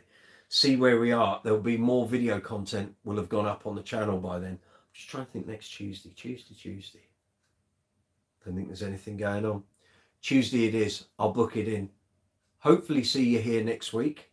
Sorry, a load of messages went there. Thanks for all of your great advice. Pleasure, Lewis. What I'm here for. I will book in a live chat for next Tuesday. We'll do it again, same time, 8 o'clock UK time, 3 o'clock East Coast, midday, I guess, on the West Coast in the States. wherever you are in the world, you can kind of work it out from those times. Thank you to everyone for all the new subscribes, thumbs ups, likes, comments, positive vibes. It's all fabulous. Thank you so much. It's been quite a week. I honestly didn't know last Tuesday when I put that bass collection video up what was going to happen. It could have gone very differently, but it's gone really great. So thank you to everyone. Thank you to everyone for tonight's live chat. It's been a pleasure. I hope there's some nuggets of information here that might be useful. If you've got anything that you need to contact me about before next week's live chat, there's the community tab, Facebook, Instagram, Twitter. You can get in touch on any of those mediums. Keep an eye on the community tab because I'll be posting up on it every day. There will be regular posts also on Instagram and Facebook. Not so much on Twitter. If there's anything you want to ask about the bass collection video, leave a comment on it. I will come back to you as soon as I can. If there's anything you'd like to see reviews of, new pedals, new basses, new amplifiers, let me know. I need to contact the companies to get that gear in so that I can review it. If there's something new coming out that you really want to see, want to check it out, let me know. Lewis, catch you next time. Graham, superb. Thank you for the questions. Have a good weekend. Stacey, thank you for the super chat. Very much appreciated. If you wish to make any financial contribution to the channel, you can do so via super chat in the live chat window or via super thanks in the icon that's below the video window. Hopefully from next week, I'll have the merchandise to announce to you and the membership thing will happen at some point. I've got to work all that out. Guys, have a great week. Have a great weekend. I'll see you next week. Take it easy.